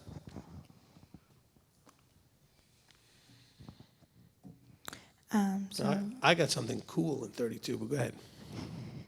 I'm shocked. Verse 1, talking about them quickly running when Moshe didn't come back down. Just are we ready to wait for the anointed, even when they don't do what we want, when we want them to do it? Amen. I mean, also, to kind of go along with that, the people, rather than letting the Almighty who picked Moses decide what should happen next, they started taking things in their own hands. In their impatience, in their worry, and they're like, well, he's gone a long time. They didn't know how long he was going to be gone. He didn't say, look, I'll be gone 40 days, And so waiting is not easy. And then they make some really bad decisions here that we could talk more about. So what else you got for 32? All right. Let's see. I got something here. I saw it says we're instructed to hear. They're instructed to kill a brother, a friend, or a relative in order for receiving of a blessing. And so today it's like Abba's not asking us of that. So what aren't we willing to do for his blessing? Like come to the Torah study, go to Shabbat service, because when we don't show up, we miss out on a blessing that awaits by either the one by showing up for being a blessing to somebody else or them being a blessing to us. Okay, that's a good point, but I don't know that it's connected to this, but I do want to make a point out of this, which is, Yahweh is saying here, this is at the end of the chapter, he said, you are ordained for Yahweh today, since each of you has been against his son or his brother, so as to bring upon you a blessing. In other words, you were willing to stand up against those closest to you for my sake. This matches up with when Yeshua says, everyone who's left mother and father, sister and brother for my sake. Okay, this matches up where he says at some point your decision to follow him may put you at odds with your children or your relatives. And what kind of stand are you going to take? All right?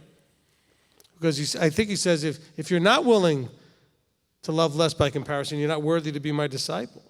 Those are the kinds of things that he says. So you have to be able to be willing to stand even when it is those closest to you. And theoretically, logically, it would be family members, okay?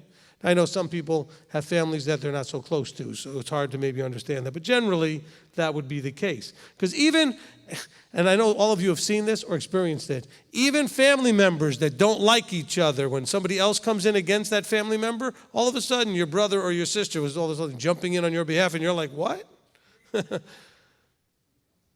Because there's still a bond there that you may not even realize is still there. It's one thing to be at odds with your own family, but as soon as somebody comes against you, you never know.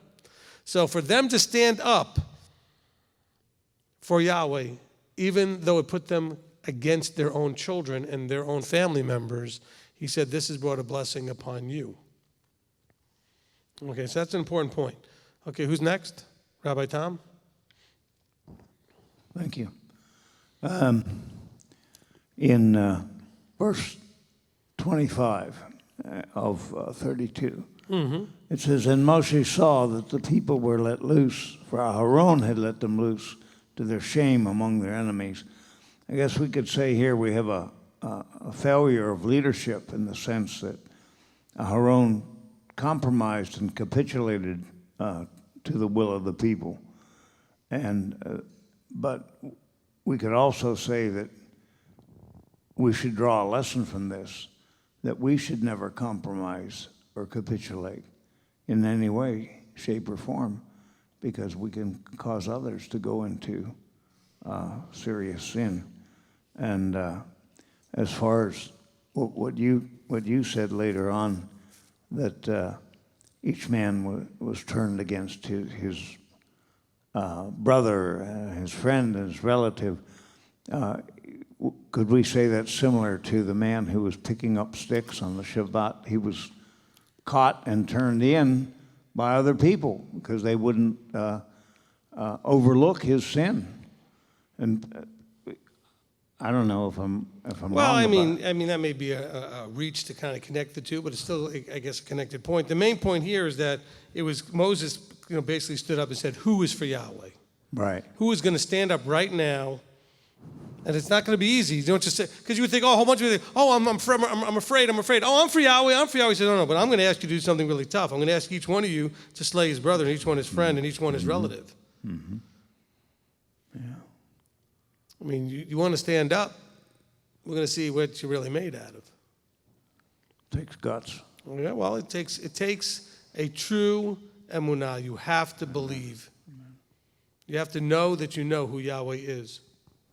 Okay? And you also have to know that they knew that they all, this is again part of the whole thing that we know in our lives. We have sin is worthy of death. They all knew that they had participated and they were all deserving of death. Okay? And so this was one of those opportunities for people to stand up and say, I get it, and I'm willing to do whatever you say now. In other words, I'm going to listen. See, notice that Moses said to them first, who is for Yahweh, come to me. And so they came to him. Now, they didn't know what they were coming for. He didn't say, all those you are willing to kill your relatives, come to me. He said, all those you that are going to stand, that are for Yahweh, who is for Yahweh, come by me. The Levites came. He said, now, that was them declaring the covenant again from Exodus 19. We are going to do what he says. And then he said, well, he wants you to do something really tough. He's going to send you out there to be the ones who bring the reaping and sowing to your brothers. Can you do that? That's hard, okay? But that's what he said, look, you could have, see, this is where I think the point that we're trying to make, and I think even what Rabbi Tom said can be somewhat connected about the gathering sticks or not. Look, plan A is always easier. If they had just listened, they wouldn't have had to go through this, okay? See, saying after the fact that you want to listen is a lot harder. There's a price to pay for everyone involved. The people that had sinned who didn't then declare themselves for Yahweh, they got killed. Well, the price that was also paid by those who had to do the slaughtering. I mean, you can't imagine that that was going to leave them without any internal, challenges because they had to go and do that. How hard was that? I mean, I can't imagine. And so, but just let's read into this when he said those who was for Yahweh. So it's not just who is for Yahweh, like who's on Yahweh's side. It's not one of those things. Are you going to actually covenant? And they're saying, yes, what he says we will do. And they came over and said, that's what we're saying. And so Moses said, okay, Yahweh wants to see. Go do this. We'll see if you're serious. It's hard stuff. Okay, who's next? Kathy? Thank you, Rabbi. Yeah, so it's life and death. It's that choice. And we're sitting real comfortable right now, but someday more will be required according to scriptures. But how do you relate this, or what do you see as far as going forward when the people of the delusion are going to be trying to annihilate us or whoever is walking in covenant and will think it's a good thing? This is modeling, it was Yahweh's thing and it was a good thing, and does it just get all twisted then, or what? Well, in their minds, it'll be one way. In your mind, you'll understand it differently. But also, at that point, there will be those who think they're doing Yah's work, okay, as Paul did when he was killing the early believers. But also, you will be more in the position of like Stephen, where you're just going to take it, knowing that it's going to be okay. Okay? So we'll have to be in those that are mentioned in Revelation who were martyred. At that point, if it happens, it happens. But you have to not be afraid of it. Okay? Okay, Richard?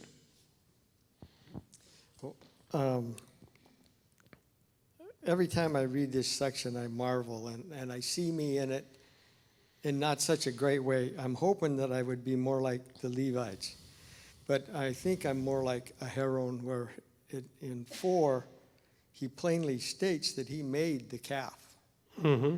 And in 24, he plainly denies it. Yep. And again, it's easy to speak this. It's hard to live it. And here he was face to face, and he lied. And I try real hard to be like the Levites and stand up, but I'm hoping I'm like Kathy talked about, when the time comes, I do stand. So it's just one of those things in the Bible that make me go like, take a look at self. Amen. Amen. Look, we have Peter denying Yeshua a few times. We have, there are moments that people will struggle. You'll have your weak moments. Everybody has their weak moments.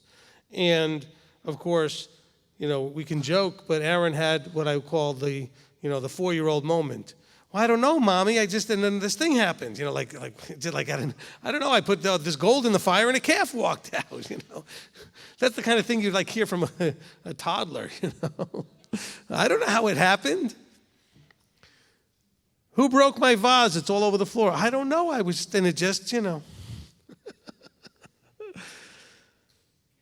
But it's just to help us understand that this is just like Kepha. Kepha's like, oh no, I would never, deny you. And he says, yeah, before the cock crows, you're going to deny me 3 times.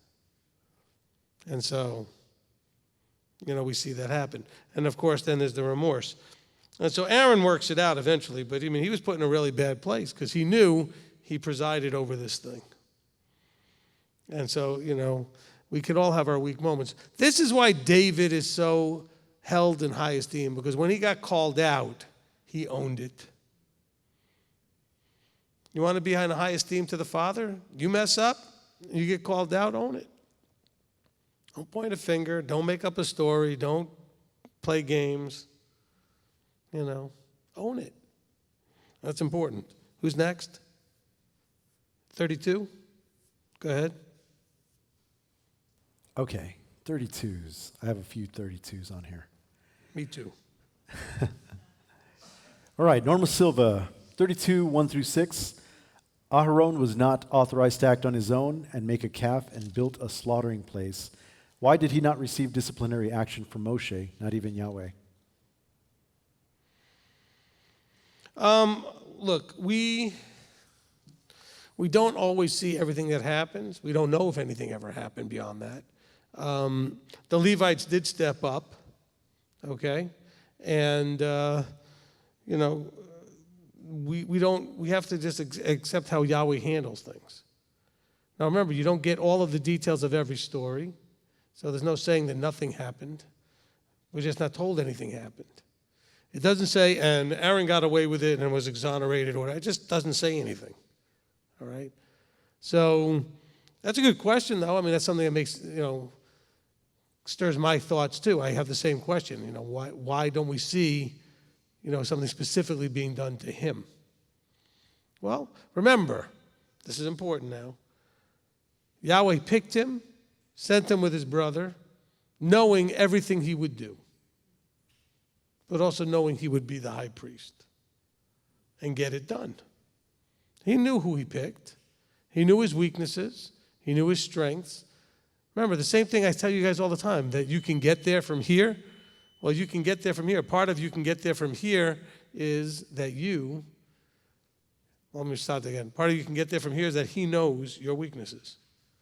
And he still knows you can get there from here. So that's really important that we get that because, remember, he from the end, from the beginning. So he knew Aaron would get there. And so I'm sure he handled Aaron however he needed to handle Aaron. And I will just trust that fully with Emunah. Craig? Wait, we'll get you the mic. Hold on. Steve will bring you the mic.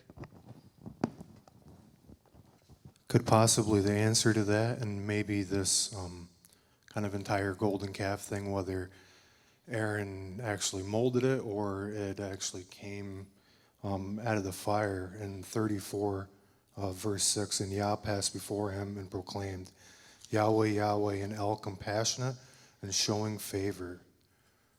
Maybe it was a sign that we don't see Aaron getting any type of discipline, that it was a sign of Yahweh's compassion, favor, and maybe a little bit of mercy in there. Oh, I'm sure. Like I said, because he knew what Aaron would be able to do and he knew what he could handle in terms of correction.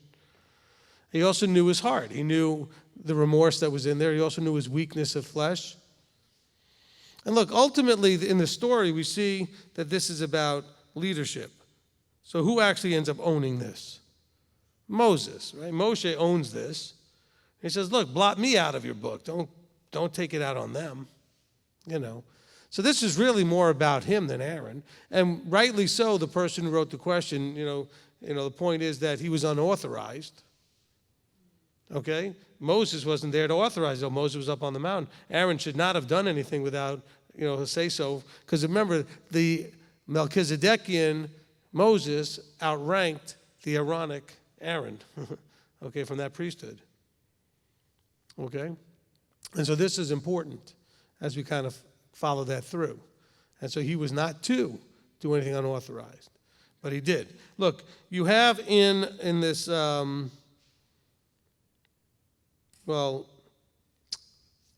just see one more thing that was in here. I already covered that. Okay, let's see what else you got in 32 before I go to my stuff. Wait, Steve, go ahead. I have a comment. Is it maybe the ramifications for what he did was further down the road, as in he didn't get into the kingdom or into the land? Well, also he knew he was going to lose his two sons pretty quickly.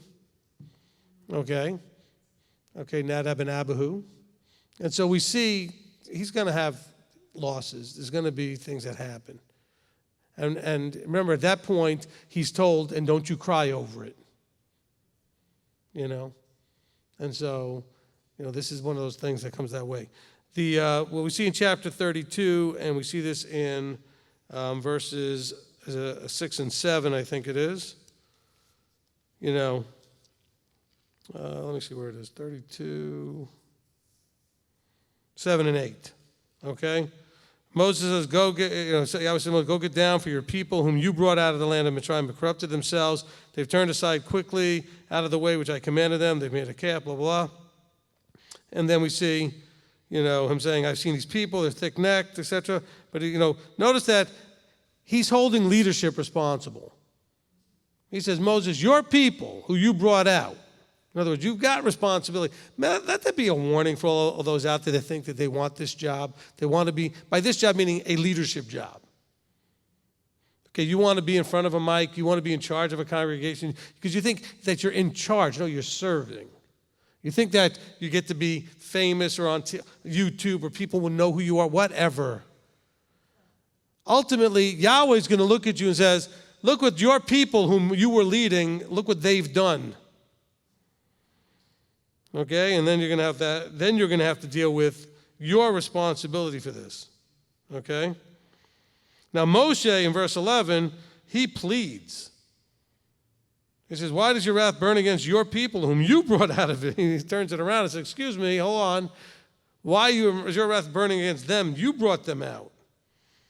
He says, "Turn from the heat of your wrath and relent from doing evil to this people." But he goes on to say, take me instead, okay? And so this is really the idea. He is willing to take that responsibility, take the heat, all right? It's very important. What else you got? 32. Also, I wanted to point out, Arthur refer to Deuteronomy 9:20 regarding how Yahweh reacted to Aaron.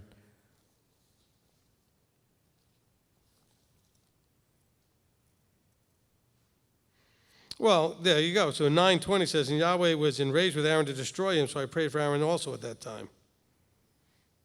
Correct. Okay? See, there's more conversations happening and more things that are going on that we don't always get to hear about. All right? Correct. Okay. Okay, next one. You answered a few of these with that. So let's see. Melissa Rogers would like to know, 32:3 through 4. Why a calf is there? Why a calf? Is there some symbolism there? Yes. Okay. The calf was likely connected to things like Apis or Apis, which would have been a bull, pagan god of the Egyptians. There were lots of calf-like or bull-like gods worshipped in that area. And so it was not a surprise that would be an image that was used, okay, a bull or a calf for that. And we talk about that in the Passover Haggadah. By the way, that will be posted too at some point here in the near future, so you can print one out for yourselves. We will have them already for you at our Passover that we're doing. But we do discuss how in the plagues, Yahweh basically showed all of the pagan gods to be of no use, to be phony, including when he killed the cattle, that could have had to do with dealing with the cattle-related gods, okay, including the ones that were shaped to look like cattle of some sort. Okay. What else? Oh, this is my last one for 32. Olivier and Janet Hoffman, chapter 32, verse 8. Does turning aside from the way considered idolatry by the Creator? And also chapter 32:10, wondering if Moshe was not really persuading the Almighty, but perhaps being tested by him. Yes, to the second one, he definitely was being tested. This is all a test for Moses, because Moses has got the big responsibility. And we all know that, putting a person in a position of power generally tends to, as they say, power corrupts, and ultimate power corrupts ultimately, that kind of thing. Moses was in a very powerful position with several million people, that he had in his charge. And so these are all tests for Moses ultimately, okay? And in verse 8, yes, okay, verse 8 is just simply referring to, the Ten Commandments told them not to make an idol. Verse 8 is referring to the, do what I say, and now everything will be well with you. You're agreeing to do everything I say. And so right away here, they're already breaking a couple of the commandments. Because the first commandment is, I am Yahweh who brought you out of Egypt. Now they called the calf Yahweh. This is Yahweh who brought you out. They made an image of Yahweh. Yahweh says, don't make an image and say it's me. It's not just don't make an image and worship it. Don't make an image and say it's me. On top of all that, they did these things. Because a lot of times I think people don't think, I remember for a long time, when I first saw the movies, like everybody else, you watch the Ten Commandments, and you think, oh, they're worshiping an idol. No, they're calling it Yahweh. They made an image and called it Yahweh. Because even Aaron calls it a festival to Yahweh. And he tells the people, this is Yahweh who brought you out. He points to the calf. Because they didn't know how to deal with an invisible deity. Because all of their life, they'd only dealt with idols, where you can hold up and point to, or, carry around with you, or whatever. There was something you could look at, hold, and understand. The invisible, how do you understand the invisible? And so they were just starting to try to grasp that idea, and they were failing at it, okay? So chapter 32, let's see, I've got a couple of interesting things here. First of all, in verse 15, we talk about how it says that he wrote on the tablets, written on both their sides, written on one and on the other. Okay, so realize that as we see the Ten Commandments generally depicted on these big pieces of stone, and, they've got 5 on one side, 5 on the other side. No, he said, but they were written on both sides. So what else is written on them? I think the rest of the Torah. I think there may be the blueprints for the tabernacle. Who knows but the tablets were written on both sides. There was a lot written, okay, on there. But we picture them as just having the 10 words, because there is one verse that says on the tablets there were the 10 words. See, they were on there. That's the primary thing. But there may have been more stuff. I don't think the 10 words would have taken up both sides of the tablets unless they were smaller than we're picturing. And then maybe. But, the tablets are written on both sides. Let's see. Okay, so now we're going to get to the cool thing. You ready for the cool stuff? All right, so this hit me today. Those are always the coolest ones, right? The new cool things. What? Before you move on, I had a question regarding the writing of the tablets. Didn't it say it was written with the finger of Elohim? Or? Well, we have two different accounts, because we have him going back up, getting the second set. So one set it says Moses, and one set it says the finger of Elohim. Yes. Okay, all right. Okay. So we have Moses breaks this first set. All right. So he's not happy with what they did. So he loses his temper and he throws the tablets. All right. All right, so in 32, is that where I wanted to go? Let me see where the verse is.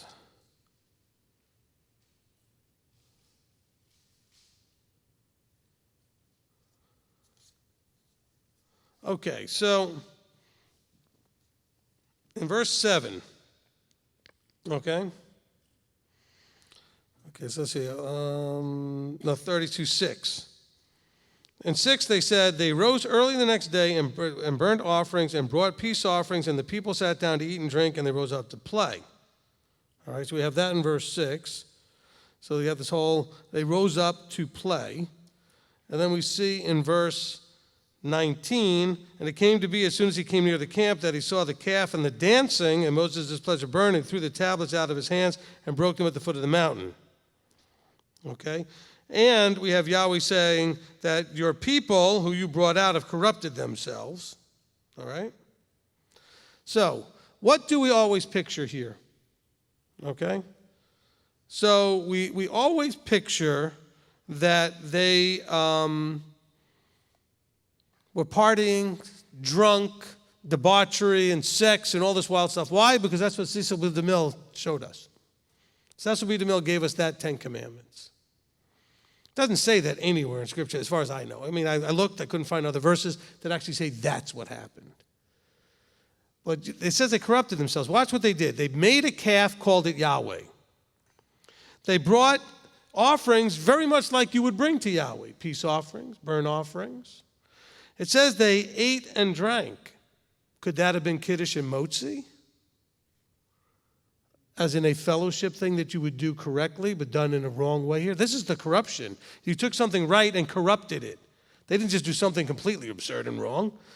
You know, having wild sex party would have been completely absurd and wrong. Maybe that's not what was happening here. But they were treating this as if it was him. Right? So in verse 6 it says, and they brought peace offering, and the people sat down to eat and drink.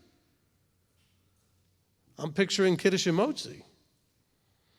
And there was dancing, praise. And they're praising this calf like it's Yahweh, as opposed to chasing each other half naked like in the movie.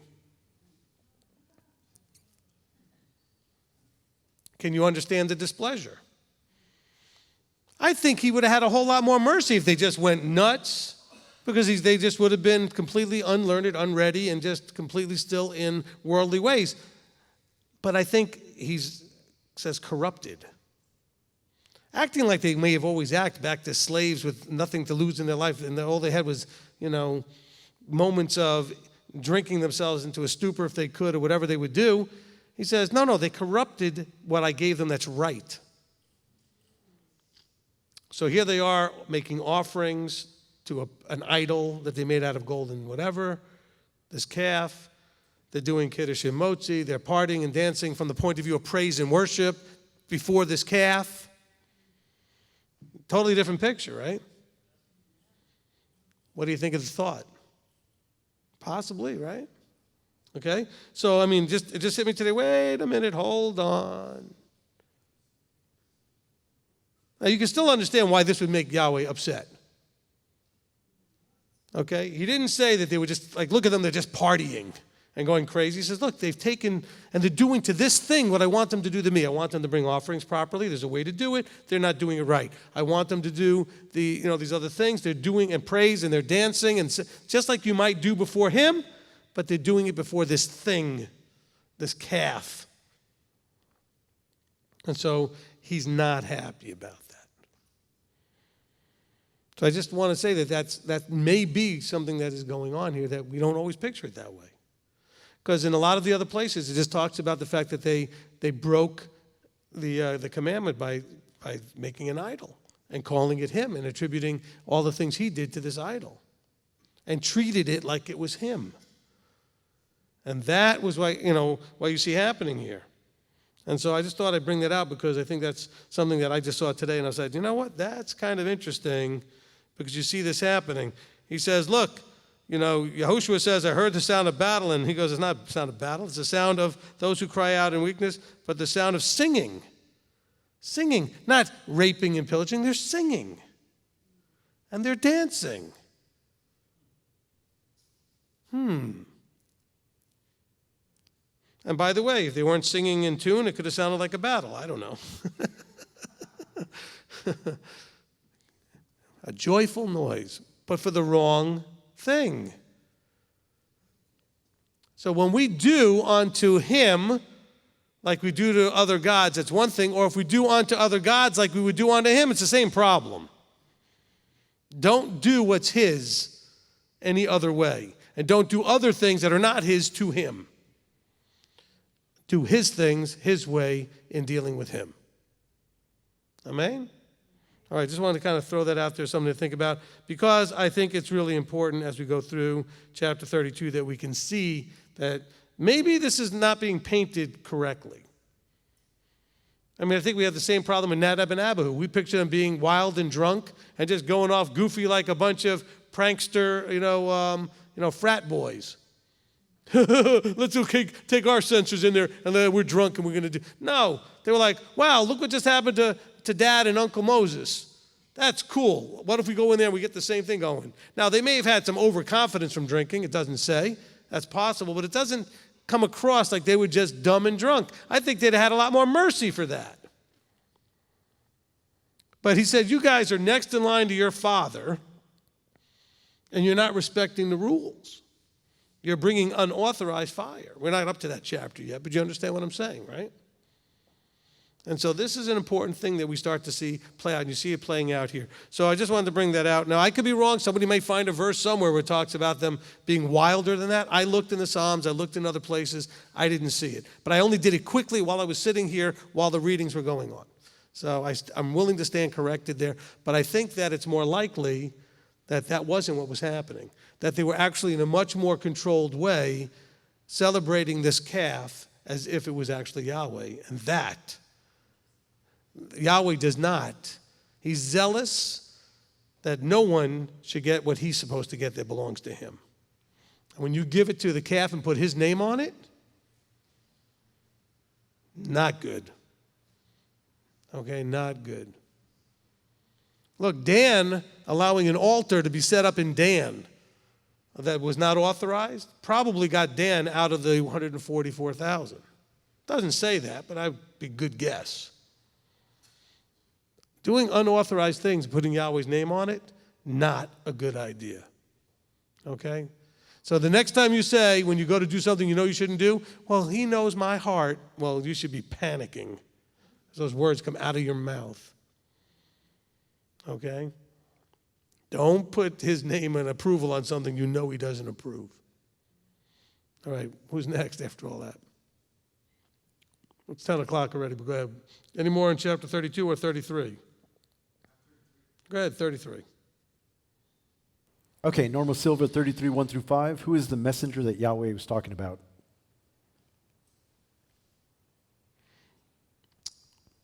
We'll leave that one ambiguous like it's written. Okay. No, only because it'd be a guess that wouldn't help anything anyway. Okay, Yahweh, whatever he was going to send was going to go before them and do whatever. Okay? Absolutely. Yeah. Okay. By the way, that's an official policy that we try not to name and label things that he purposely doesn't tell us unless it's important that we know who it is. We simply know that he was going to go before them and he did it through a messenger, not personally, whatever that messenger meant. Okay? Just like the one that wrestles with Jacob, we don't know exactly who that was. People want to speculate. And be careful out there if you listen to teachers using speculation as fact. That's just danger, danger, danger, Will Robinson, okay? It's not good. Don't listen to people who take their speculation and put it as fact. All right? That was a really bad danger, danger. That was better. Okay, there you go. Well, thank you for mentioning that. I also want to add that I've had quite a few calls this week. Wait, it's only Tuesday. But yes, quite a few calls this week already where people are actually connecting wrong dots and kind of going off of things that way. So it's pretty dangerous. But I've put out a lot of fires that way, basically repeating what you always tell us about that rule. Yeah, just look, I know you're not going to like this, what I'm going to say, but I'm going to say it anyway. And you just need to hear it and receive it, okay? He purposefully put what he did the way he did so that the things you need to understand you would, and the things that you don't need to understand you wouldn't. And you're going to have to be at peace with not understanding everything, with not knowing everything. Well, I need to know who that messenger was. No, you don't need to know. If you needed to know, he'd have told you. Okay? That's important. What you needed to know is that he was in control and would be sending something before them to handle what was in front of them so it would be handled by him. How he chose to do it, that was in his hands, and you don't need to know anything else except the fact that it says here, he says, I will send my messenger before you and I shall drive out. How am I going to do it? My messenger. What is that? What's it matter to you? I'm going to handle it. Do you understand what I'm saying? Sometimes you have to get away from the need to know mindset. Okay? Because otherwise you're falling into sort of a Gnostic thing where you want that secret understanding that nobody else has, or you just got to know everything. I got to know. Some of you get so busy with the I got to know, you're not doing what you already know. How about focusing on doing what you know instead of trying to figure out more? All right? Okay, I'll give you an example in my own life, and I've been guilty of this. I'll go and see like a book and like available, like some books that I want to study about, and I'll buy the book, and then I'll buy other books that are related to the same subject. Next thing you know, I got 15 books, I haven't read any of them. Instead of like reading the book and then buying a second book, or reading, you know what I'm saying? Or maybe there's a deal, so I get maybe 2 or whatever. But I'll accumulate and not even read. I just want it, I want all this information. You have plenty of information that you're still not utilizing to its fullest. Focus on that. Okay? When you've got that under control, he may reveal more to you. But right now, I promise you, without any true condescension, you may feel that is condescending, but without any condescension, I'm not trying to, in any condescending way, insult you or offend you, but trust me when I know that I know you're not fully occupied enough on all the things you could be doing. You have not exhausted that part of the deal. So focus on that. Okay? Don't get distracted by the squirrel of trying to figure out whatever it is you want to know. Well, because I get those all the time at the questions. I get people, well, this verse always bothered me. Well, good. It'll still bother you. I'm not going to answer it. Everybody needs a few verses that bother them. That's yours. Have fun. But you got to get over it. It's 10 o'clock. This is where we're going. What can I tell you? You should already know. The wise guy's in full gear right now. But no, seriously, okay? Because the people will contact me with the verse that's always bothered them. And I feel like, well, what do you want me to do? I'm not going to fix that for you. Even if I have the answer, I may not fix it for you unless it's something you need to know. Maybe you need to know that it's okay to have a verse that bothers you. Because if you don't have any verses that bother you, you haven't read the book. That can get an applause. Okay? I'm serious. If you have not read the book fully enough, is the only reason you could possibly have no verses that bother you. You study this book cover to cover, you will have verses that bother you. Well, I don't get that. How come he doesn't, what does he do to Aaron? That's a verse that could bother somebody. Okay? Who's the messenger? Who's this? Why is that? There are a lot of verses that could, quote unquote, bother you. I need to know, I don't understand. Why is this? Why is that? And he sits back and says, good. Now you're going to trust me or not? Because I'm not going to give you everything. Remember, this whole covenant was based on zero information except who he is. I am Yahweh. I brought you out of your personal Egypt. Are you going to do everything I say? Even if you have no idea what? Because a lot of you, when you came into this, you didn't understand any Torah. You knew the 10 Commandments, or at least 9 of them. But what else did you know? Almost nothing. Right? And he said to you, you know me. If you know me, then you're going to do what I say. Do you know me? Good. Then start listening to what I say. Oh, but I need to understand. No, you don't. You just need to understand the when, the how, the where. Okay? That you need to understand. What do I need to do? How do I obey your voice? Oh, but I know people, this is the best one. Well, I'm not going to do that till I understand it. Where does understanding ever come into this? Where does it say you have to understand it? Now you have to understand what to do, when to do it, how to do it, but you don't need to understand it. You don't have to understand Sabbath or feast keeping. You'll understand it in doing it. You'll start to understand it the more you grow with it, but you don't have to understand it first. As a matter of fact, you can't understand it till you do it. A lot of it you can't really understand till you do it. All right? Okay, next. Always so good. Always so good.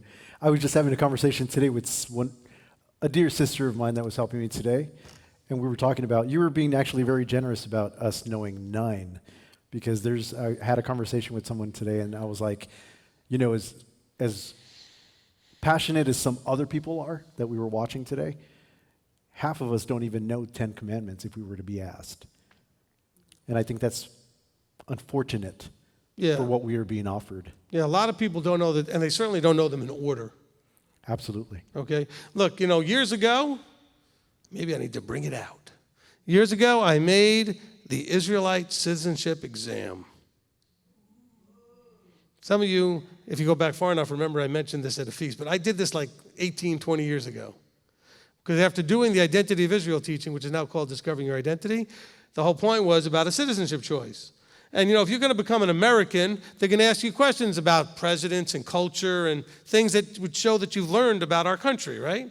If you've ever taken that exam, you got to show that you have at least some knowledge or understanding about the country. But I thought you should know certain things. Like you should know, for example, what chapter of the book are the feasts listed in. You should know where kashrut is listed. You should know the names of the 12 tribes. You should know not necessarily in the order of birth, but at least you should know all 12 brothers. You should know the 10 Commandments in order. You should know the 2 places they're listed. There's just some basic things you're going to be an Israelite citizen you should know. And there was a whole lot more on the test, but just things that you should know.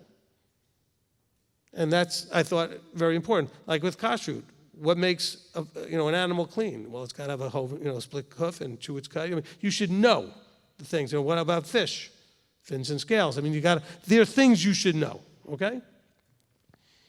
And now thankfully he doesn't test you to be a citizen. You simply make a covenant and commitment to do what he says. And then you find yourself a 5-fold person, a teacher to teach you all the stuff that he says, while you study it yourself and read and make sure it's all lined up together, right? But yes, it is very sad that most of us cannot name the 10, and if we can't name them even in order. There's only 10, okay? It's not like there's a million of them. I'm not asking you to name the 613, which is an arbitrary thing anyway. It's not actually a real thing. But the 10, written on tablets, put in the ark. You might want to know those. Only 12 tribes. I know we don't hear a lot about most of them. Most of you would be in trouble if you had to spell Issachar or something like that. Okay? But good point, Manny. Okay, what else? All right. How far do you want to go? I got plenty still. Not far. Okay. Libby on. Well, because it's after 10. Say it again. I said not far because it's after 10 already. But correct. Libby would like to know, Exodus 33:6, what was the significance of Israelites no longer wearing their jewelry?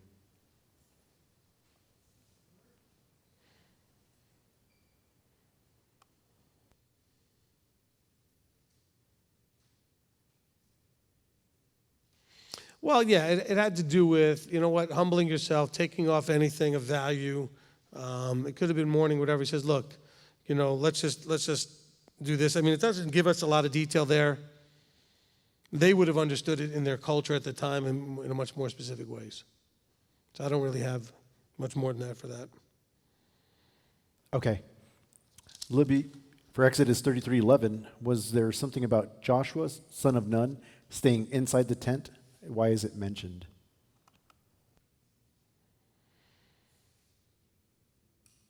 Because this is part of the, how do I want to word this?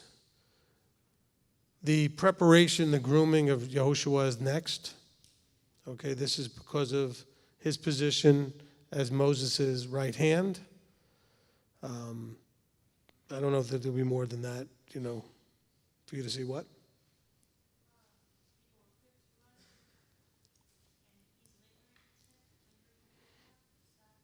Right, and it could be that too. Yahweh spoke to Moshe face to face. A man speaks to his friend, and he would return to the camp. But his servant Joshua, son of Nun, the young man, did not leave the tent. Okay. Verse 10, it said, all the people saw the column of cloud standing at the tent. All the people rose and bowed themselves, each one at the door of his tent. Look, he was being discipled.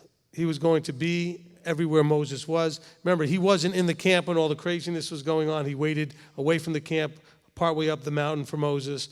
This was the disciple.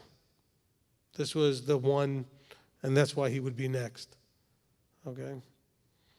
And I think what we see in the discipleship model, and this is a model that I'm working on developing here for today, I think what we see is there's that one person that's closest, and we could see that in the Brit, likely to have been someone like John, at least the way John describes it, okay?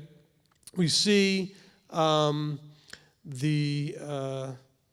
And by the way, there's a debate from the Dead Sea Scrolls if the book of John really wasn't John, but James, meaning his brother, James, who was ended up being the head in Jerusalem.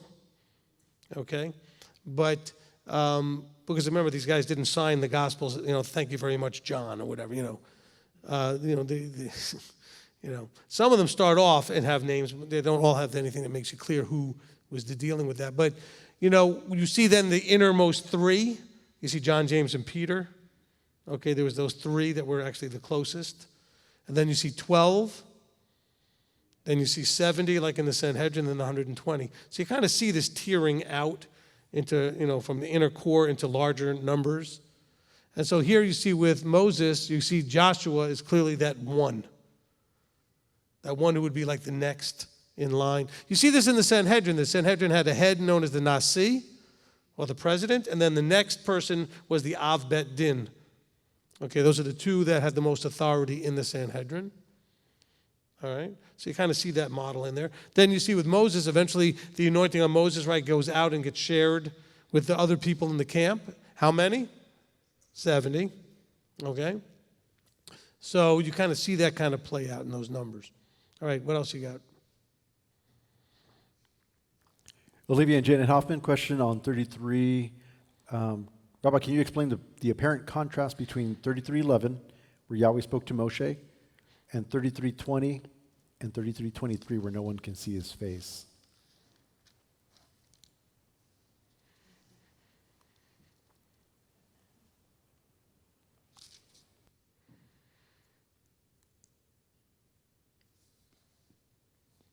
Okay, so you got to understand, and this is really hard sometimes, the concept of an idiomatic phrase.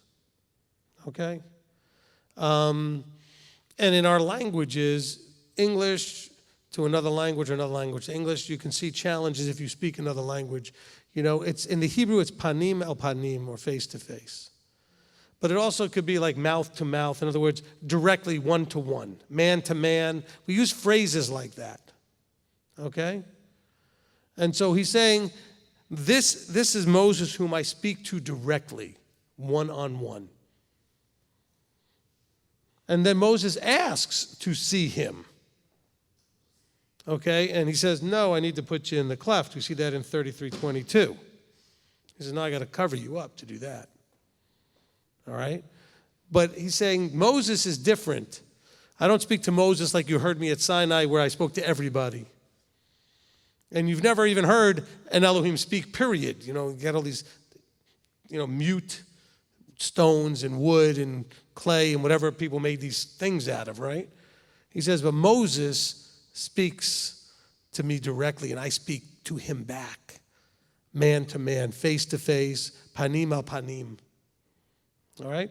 So it's an idiomatic phrase. It doesn't mean literally they're sitting there face to face, where he's actually seeing him that way. So that's why there's no contradiction there, because then Moses says, please let me see your esteem. In verse 18, he says, well, I'll cause my goodness to pass before you, and I'll proclaim the name before you, and etc. And he said, you aren't able to see my face, because no man sees me and lives. But they said, see, go ahead and stand on the rock, and I'll cover you in the cleft, and I'll pass by, but my face shall not be seen. So it's the idiomatic phrase, okay? And we have lots of those in every language. And, if you come from another country, you hear something in an idiomatic phrase, you may not know what the person's talking about. I had a person say to me, years ago, I'm as lost as a ball in the tall grass. Apparently that's a southern thing, Or a person said, Rabbi, listening to you is like trying to drink water out of a fire hose.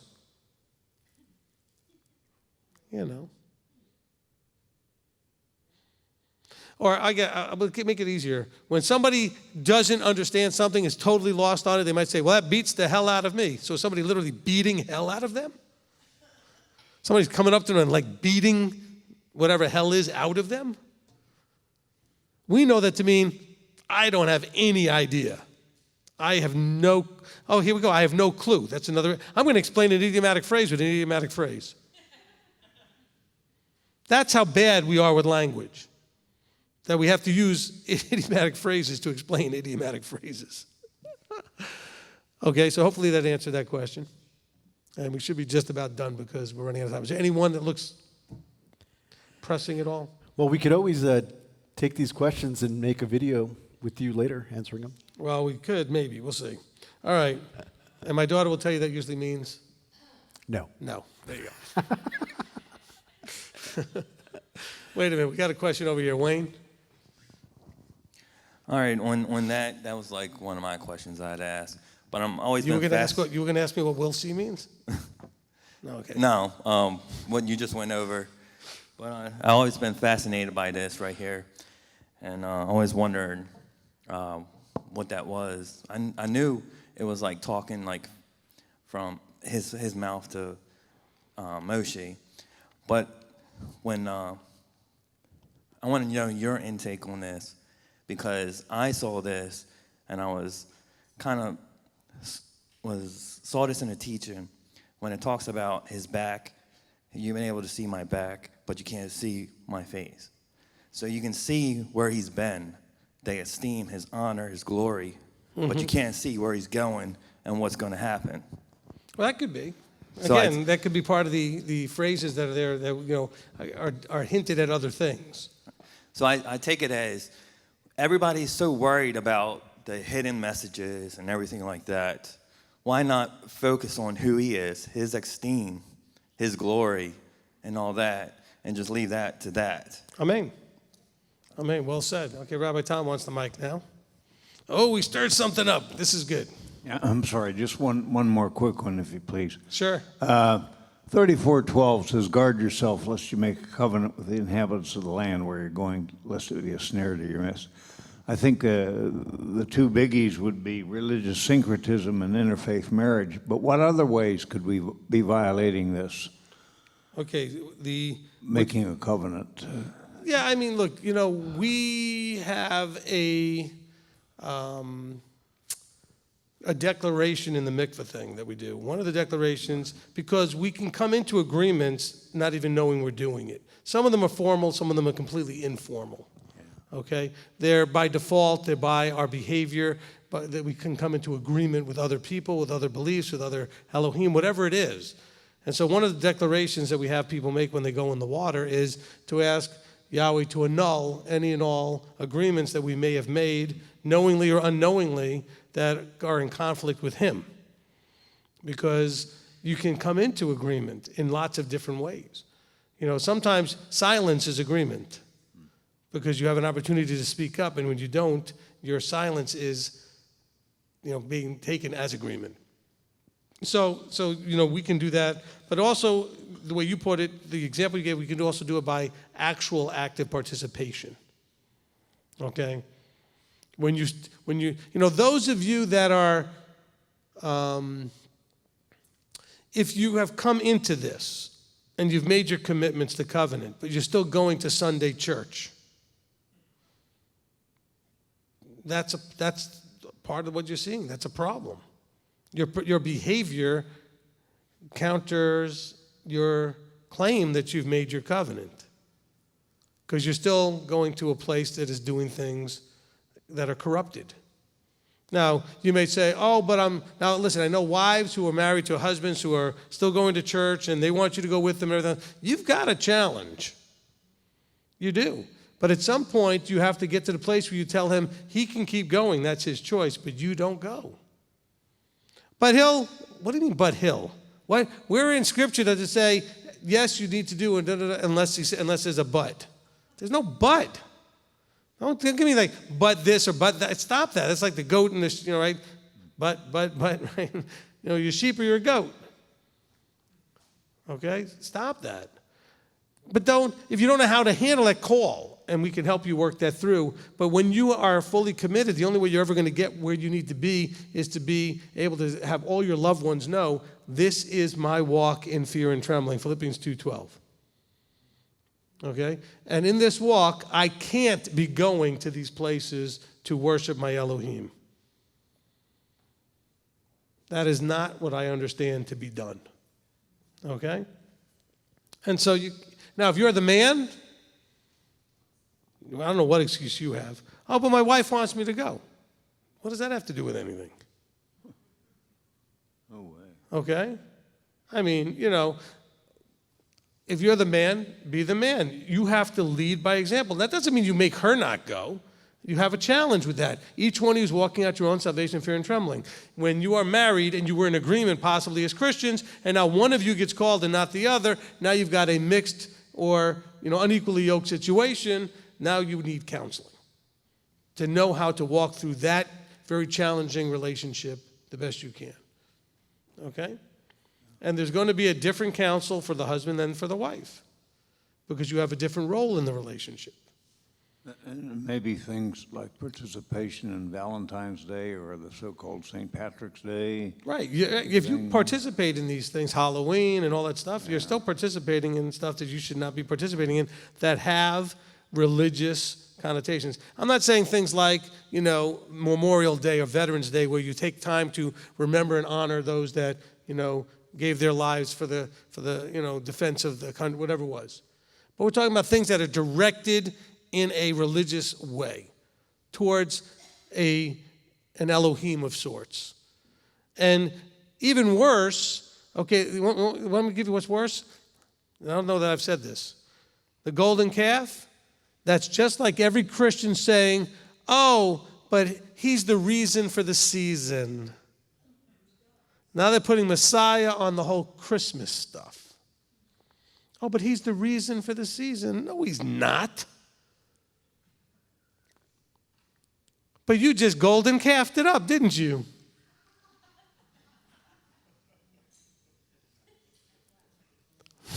Be careful out there. On that note, oh, by the way, we didn't get into this at all. I'm gonna really mess up the need to know people. And Rebbitzin will really appreciate this. In Exodus 34, and in verses 6 and 7, we have what? The 13 attributes. And I'm going to tell you nothing about that. Okay, study that on your own. All right, who wants to close us in prayer? That was for you, darling. I know that, because she likes to study those things, so she's very much aware of doing things for the children, etc., dealing with the 13 attributes. So that's Exodus 34, verses 6 and 7. Okay, and you got it perfectly when I looked over at you. These are 13 attributes. All right. We need someone to close up. All right, give it to Kip. We'll have Kip close us. Can I have one comment before the? Can you make that? Can you make that in focus or a first? The 13 attributes? No. Where you? What was the last comment you said? Oh, when I said you've golden calfed it up. No, you can call it. He's the reason for the season. He's the reason for the season. I like the golden calfed it up better. Yeah. Hey, people tell me I make up words all the time. There's some new ones for you. All right, Kip, go ahead and close us in prayer. That gold calf, it's a new verb. There you go. To golden calf, it's a verb, yes. There you go. That was from Aaron. There you go. Bring that into the academy. Teach them that in the English grammar classes. Okay, go ahead.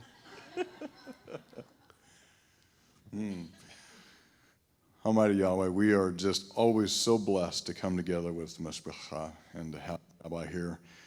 And we are so thankful that we have the opportunity to walk this out and to be with you and that you look after us and provide for all of our needs. And we are ever so thankful for everything that you provide for us. In your Son's name, Yeshua HaMashiach. Amen. Amen. Amen. Okay, excellent job, everyone. For all those of you who know people that left early, tell them that they always miss the best stuff happens about 10 to 10:30. So, All right, for those who want to wave goodnight, come up here.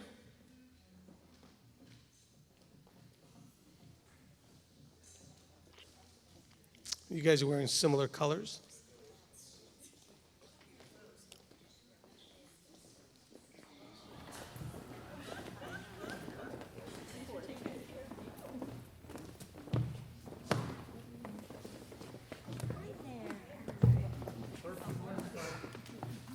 Except for me. I'm the only one not wearing a wine-colored shirt. Stand up. All right.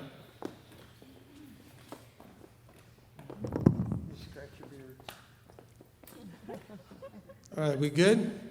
Nope, we're going to wait for her. Marty to adjust the camera.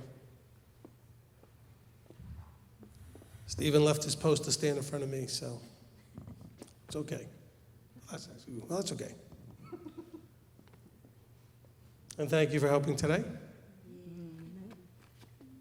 Aw. All right, on 3, we're going to wish everybody a Laila Tov, which is good night. Actually, you know, we should start off with Chag Sameach Purim, right? Okay, Chag Sameach Purim, Laila Tov, Shavua Tov, which is have a good week, and the Hell Me Love Him, so it'll be a long one today. Okay, Chag Sameach Purim, Laila Tov, Shavua Tov, we love you. Here we go. 1, 2, 3. Chag Sameach Purim, Laila Tov, Shavua Tov. We love you. Sorry. Sorry, not sorry. I keep expecting you to turn off the mic.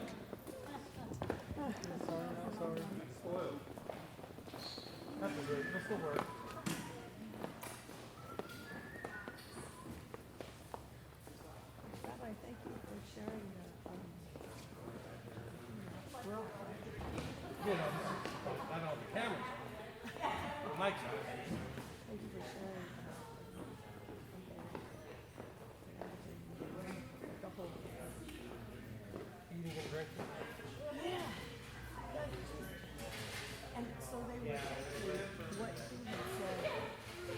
You're my,